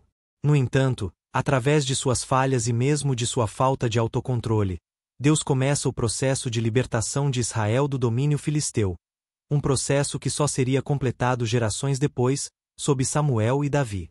Sua história serve como um aviso sobre o perigo de depender de dons espirituais enquanto negligenciamos o desenvolvimento de caráter, e como a força física sem autodisciplina moral pode levar à autodestruição. A espiral de caos moral. Micá, o levita e a guerra civil. Os capítulos finais de Juízes, 17 e 21, diferem marcadamente do resto do livro. Em vez de seguir o padrão familiar de apostasia, opressão, clamor, libertação, paz, estas narrativas retratam a desintegração moral e social interna de Israel, revelando as consequências devastadoras quando cada um fazia o que parecia direito aos seus olhos. O primeiro episódio envolve Micá, um efraimita, e começa com uma confissão surpreendente. Os 1.100 ciclos de prata que te foram tirados, acerca dos quais lançaste maldição, e de que me falaste, eis que esse dinheiro está comigo, eu o tomei. Micá confessa a sua mãe ter roubado uma soma considerável, equivalente a vários anos de salário de um trabalhador comum. Em vez de confrontá-lo ou exigir restituição, ela imediatamente reverte sua maldição anterior: bendito seja do Senhor meu filho. Este início estabelece o tom para todo o episódio, inversão completa de valores morais, onde roubo é respondido com bênção, e onde a religiosidade superficial mascara a ausência de princípios éticos fundamentais. A mãe toma parte da prata recuperada e a entrega a um fundidor para fazer uma imagem de escultura, um ato de flagrante desobediência ao segundo mandamento. Micá estabelece um santuário doméstico, completo com efode e ídolos, e consagra um de seus filhos como sacerdote, usurpando funções sacerdotais que pertenciam exclusivamente aos descendentes de Arão. Naqueles dias não havia rei em Israel, cada um fazia o que parecia direito aos seus olhos. Esta frase, repetida como um refrão sombrio ao longo destes capítulos, sublinha a ausência de autoridade central e colapso moral. A teocracia estabelecida sob Moisés e Josué havia degenerado em anarquia espiritual, onde práticas religiosas sincréticas floresciam sem correção. A situação piora quando um jovem levita de Belém, buscando oportunidades, chega à casa de Micá. Este levita, cujo nome não é mencionado, mas que posteriormente é identificado como neto de Moisés, deveria estar servindo no tabernáculo em Siló. Em vez disso, vaga pelo país procurando emprego. Reconhecendo a vantagem de ter um levita real, em vez de seu filho, como sacerdote particular, Micá lhe oferece uma proposta: fica comigo, e sê-me por pai e sacerdote, e cada ano te darei 10 siclos de prata, o necessário de roupas e o sustento. O levita aceita prontamente, satisfeito com a segurança financeira e status que o arranjo promete. E o jovem lhe foi como um de seus filhos, observa o narrador, indicando uma integração completa na casa de Micá. Agora sei que o Senhor me fará bem, declara Micá, iludido em pensar que ter um sacerdote oficial legitimava seu culto idólatra. Esta é a religiosidade em sua forma mais degradada, acreditando que a presença de um clérigo autêntico automaticamente garante aprovação divina, independentemente da substância das práticas religiosas. A narrativa se complica quando espiões da tribo de Dan, procurando território para expandir-se, passam pela casa de Micá e reconhecem a voz do jovem levita. Após investigarem Laís, cidade próspera mas vulnerável ao norte, retornam com 600 guerreiros danitas armados para a conquista. Passando novamente pela casa de Micá, eles roubam seus ídolos religiosos e convencem o levita a juntar-se a eles como sacerdote tribal, uma promoção em sua mente mercenária. É melhor para ti seres sacerdote da casa de um só homem, ou seres sacerdote de uma tribo e família em Israel. A facilidade com que o levita abandona Micá revela seu completo oportunismo espiritual. Sem hesitação, alegrou-se o seu coração com a perspectiva de maior prestígio, e ele mesmo carrega os objetos sagrados roubados. Quando Micá reúne vizinhos e persegue os danitas para recuperar seus ídolos e sacerdote, é ameaçado: não faças ouvir a tua voz entre nós, para que não se atirem sobre vós homens de ânimo irritado, e percas a tua vida e a vida dos de tua casa. Reconhecendo a superioridade numérica dos danitas, Micá retorna de mãos vazias, enquanto os danitas prosseguem para atacar a cidade pacífica de Laís, cujos habitantes viviam tranquilos e confiantes, sem alianças defensivas.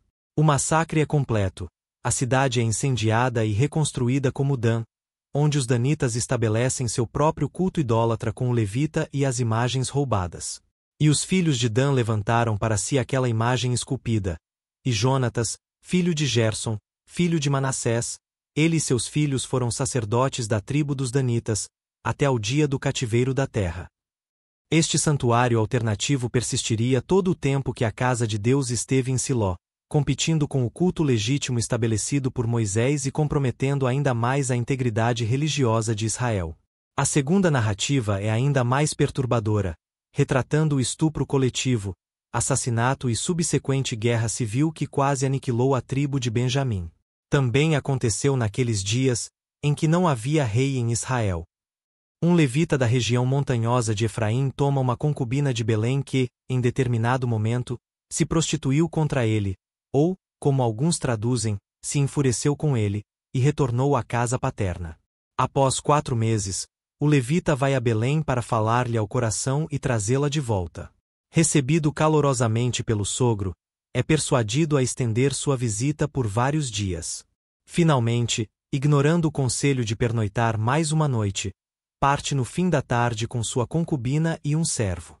Aproximando-se de Jerusalém, então chamada Jebus e ainda controlada pelos jebuseus, o servo sugere que parem ali para a noite. Mas o levita recusa: não nos desviaremos para a cidade de estrangeiros, que não é dos filhos de Israel. Uma ironia amarga, considerando os eventos que se seguiriam em uma cidade israelita. Continuam até Gibeá, território de Benjamim, onde ninguém lhes oferece hospitalidade, uma séria violação do código de hospitalidade do Antigo Oriente. Permanecem na praça da cidade até que um velho efraimita, também residente temporário em Gibeá, os acolhe. Durante a noite, homens perversos da cidade cercam a casa exigindo que o levita lhe seja entregue para que o conheçamos, um eufemismo para abuso sexual, reminiscente de Sodoma. A demanda revela uma depravação extrema, agravada pelo fato de que isto ocorre não entre pagãos, mas entre israelitas, o povo da aliança. O anfitrião, refletindo valores patriarcais distorcidos, oferece sua própria filha virgem e a concubina do levita em seu lugar. Humilhai-as e fazei delas o que parecer bem aos vossos olhos, porém a este homem não façais tal. Loucura! Quando esta oferta é recusada, o próprio levita entrega sua concubina aos agressores, que a violentam coletivamente toda a noite até pela manhã. Ao amanhecer, ela consegue arrastar-se de volta à casa, caindo à porta, onde o levita a encontra ao preparar-se para partir. Levanta-te, e vamo-nos, diz ele, aparentemente indiferente à sua condição. Quando ela não responde, coloca-a sobre o jumento e prossegue viagem. O texto não especifica se ela morreu durante a noite de abusos ou no caminho para casa, apenas que quando o levita chega à casa, toma uma faca e divide seu corpo em 12 partes, enviando um pedaço a cada tribo, convocando-as para a vingança. Este ato macabro, uma violação adicional do corpo já brutalizado, consegue seu propósito. Israel reúne-se como um só homem em Mispá, onde o levita apresenta sua versão dos acontecimentos, omitindo convenientemente sua própria covardia ao entregar a concubina. Considerai o caso, tomai conselho e pronunciai vos. A Assembleia decide unanimemente exigir que Benjamim entregue os culpados para execução. Quando a tribo se recusa a entregar os homens de Gibeá, erupta uma guerra civil devastadora. Surpreendentemente, nas duas primeiras batalhas, Benjamim, com apenas 26.000 homens, derrota as forças combinadas das outras tribos, 400.000. Estas derrotas iniciais levam Israel a buscar a orientação divina com mais seriedade, jejuando, oferecendo sacrifícios e consultando especificamente sobre se deveriam continuar a guerra. Apenas na terceira batalha, após uma emboscada cuidadosamente planejada, Benjamim é finalmente derrotado. A vingança é terrível. Cidades benjamitas incendiadas, rebanhos e pessoas massacrados. Também os filhos de Israel se voltaram contra os outros filhos de Benjamim, e os feriram ao fio da espada, desde os homens da cidade até aos animais, até a tudo quanto se achava, como também a todas as cidades que acharam puseram fogo. Apenas 600 homens de toda a tribo de Benjamim sobrevivem, escondidos na rocha de Rimon no deserto por 4 meses. A narrativa termina com Israel enfrentando uma crise demográfica. Como salvar Benjamim da extinção quando todos haviam jurado não dar suas filhas em casamento aos benjamitas?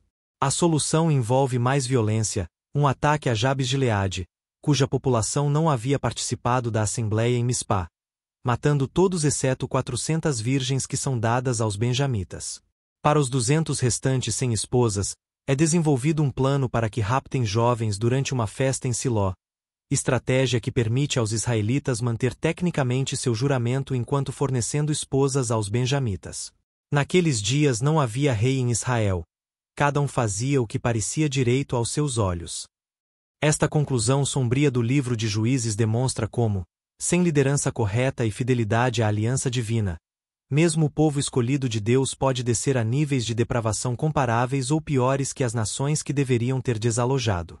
O ciclo que começou com desobediência parcial na conquista culmina em anarquia moral completa, onde a distinção entre Israel e as nações pagãs torna-se quase imperceptível. Conclusão: lições de um livro perturbador. A jornada através do livro de Juízes nos leva por alguns dos territórios mais sombrios e perturbadores da Bíblia. Testemunhamos traição, assassinato, violência sexual, guerra civil e idolatria entre o povo que deveria representar o caráter de Deus no mundo. Como devemos processar estas narrativas inquietantes? Primeiro, Juízes expõe com precisão dolorosa a realidade da natureza humana caída. Sem a âncora da lei divina e liderança temente a Deus, mesmo o povo com os maiores privilégios espirituais pode descer a níveis chocantes de depravação. O livro não romantiza o passado nem idealiza seus protagonistas. Em vez disso, retrata a humanidade com uma honestidade implacável que ressoa com nossa própria experiência contemporânea. Como escreveu o filósofo G.K. Chesterton, a doutrina do pecado original é o único aspecto da teologia cristã que pode ser empiricamente verificado, basta ler os jornais, ou, em nosso caso, as mídias sociais. Juízes confirma esta observação, mostrando que a tendência humana para a autodestruição moral não é exclusiva de nosso tempo, mas uma constante ao longo da história. Segundo, a narrativa revela o perigo duradouro dos compromissos espirituais. A decisão inicial de Israel de não expulsar completamente os cananeus, desobediência que parecia pragmática no momento, abriu a porta para séculos de influência corruptora. As pequenas concessões de uma geração frequentemente se tornam os grandes pecados da próxima. Esta verdade aplica-se tanto individual quanto coletivamente. Áreas de nossas vidas onde permitimos pequenos cananeus permanecerem, hábitos, atitudes ou práticas que sabemos contradizerem a vontade divina, mas que racionalizamos, frequentemente se tornam pontos de vulnerabilidade que eventualmente comprometem nossa integridade espiritual inteira. Terceiro, vemos o contraste marcante entre a fidelidade inabalável de Deus e a infidelidade crônica de seu povo. Mesmo quando Israel repetidamente quebra a aliança, Deus continua a responder a seus clamores de socorro. Sua compaixão não é mérito da virtude deles, mas expressão de sua própria natureza misericordiosa. Como escreveu o profeta Jeremias séculos depois, as misericórdias do Senhor são a causa de não sermos consumidos, porque as suas misericórdias não têm fim, renovam-se a cada manhã. Grande é a tua fidelidade. Quarto, o livro apresenta uma galeria de líderes profundamente imperfeitos que Deus, não obstante, usa para seus propósitos. A fé vacilante de Gideão, a impulsividade violenta de Sansão, o voto trágico de Jefté. Todas estas falhas são registradas sem serem justificadas. Deus trabalha através de indivíduos imperfeitos, não por causa de suas imperfeições, mas apesar delas. Este princípio oferece esperança para nós hoje. Não precisamos ser perfeitos para sermos usados por Deus. Precisamos apenas estar disponíveis. Nossas fraquezas e falhas não desqualificam o chamado divino em nossas vidas, embora possam complicar nossa eficácia e criar consequências dolorosas tanto para nós quanto para outros. Quinto, o refrão final, naqueles dias não havia rei em Israel, aponta para a necessidade de liderança adequada e autoridade legítima. A anarquia moral não é liberdade, mas escravidão aos piores impulsos humanos. A ausência de governo divino não produz utopia, mas caos. Este princípio desafia tanto libertários quanto autoritários. A verdadeira liberdade não vem da ausência de autoridade, mas da submissão à autoridade correta. Ultimamente, a autoridade divina expressa em princípios morais que promovem florescimento humano genuíno. Simultaneamente, qualquer autoridade humana que ignora sua responsabilidade perante Deus inevitavelmente se corrompe. Para nós hoje, estas lições permanecem poderosamente relevantes. Como sociedades contemporâneas cada vez mais rejeitam fundamentações morais absolutas em favor da autonomia individual, cada um fazendo o que parece direito aos seus olhos, as consequências devastadoras retratadas em Juízes servem como advertência severa. Quando cada indivíduo torna-se sua própria fonte definitiva de autoridade moral, o resultado não é utopia libertadora, mas fragmentação social, perda de propósito comum e, eventualmente, substituição de estruturas comunitárias por autoritarismo estatal, uma ironia que se repete através da história. Mas o livro também oferece esperança. O mesmo Deus que repetidamente resgatou Israel apesar de sua rebeldia continua a operar hoje. Sua graça permanece disponível mesmo para os mais fracos e falhos. Sua compaixão nunca falha, mesmo quando nosso compromisso vacila. 3 perguntas cruciais emergem desta narrativa antiga que merecem nossa reflexão profunda. Onde em nossas vidas pessoais estamos tolerando cananeus, influências, hábitos ou compromissos que parecem inofensivos mas gradualmente corrompem nosso caráter e nos afastam de Deus? Quais são as áreas onde aceitamos um padrão menor que a obediência completa, racionalizando que todo mundo faz isso ou não é tão importante? Como podemos quebrar os ciclos destrutivos em nossas próprias vidas, padrões de comportamento que, como Israel, repetimos apesar de conhecermos suas consequências prejudiciais? Que recursos espirituais, comunitários ou psicológicos precisamos mobilizar para interromper estas espirais descendentes? Que tipo de liderança buscamos, tanto em nível pessoal quanto societal? Procuramos aqueles que nos dizem o que queremos ouvir, ou aqueles que nos chamam a um padrão mais elevado de justiça e fidelidade? Valorizamos mais o conforto imediato ou a integridade de longo prazo? O livro de Juízes nos confronta com estas questões não para nos deixar em desespero, mas para nos dirigir ao único Rei verdadeiro que pode governar nossos corações com justiça e misericórdia. Em Jesus Cristo, encontramos o governante perfeito que Israel ansiava, aquele que não apenas comanda nosso serviço, mas deu sua vida por nós. Na cruz, vemos o próprio Deus assumindo as consequências de nossa infidelidade. Na ressurreição, testemunhamos seu poder para quebrar os ciclos destrutivos que nos aprisionam. E em seu Espírito, recebemos a capacitação para viver como seu povo distinto em um mundo que, como nos dias dos juízes, ainda faz o que parece direito aos próprios olhos. Que possamos aprender das falhas cíclicas de Israel para buscar uma fidelidade mais profunda e um compromisso mais consistente com o Deus que nunca nos abandona, mesmo em nossos momentos mais sombrios. Agradeço sinceramente por dedicarem tempo a esta exploração das verdades chocantes sobre os juízes de Israel. Convido-os a compartilharem nos comentários suas próprias perspectivas sobre estas histórias antigas e como elas ressoam em suas vidas. Que perguntas elas levantam para vocês? Que lições vocês extraem destes relatos brutalmente honestos? E não se esqueçam de se inscreverem no canal Histórias da Bíblia para mais análises bíblicas profundas como esta. Juntos, continuaremos desvendando as riquezas e os mistérios das Escrituras Sagradas, não como textos empoeirados de uma era distante, mas como um espelho que reflete nossas próprias lutas, fracassos e, acima de tudo, nossa necessidade constante da graça transformadora de Deus.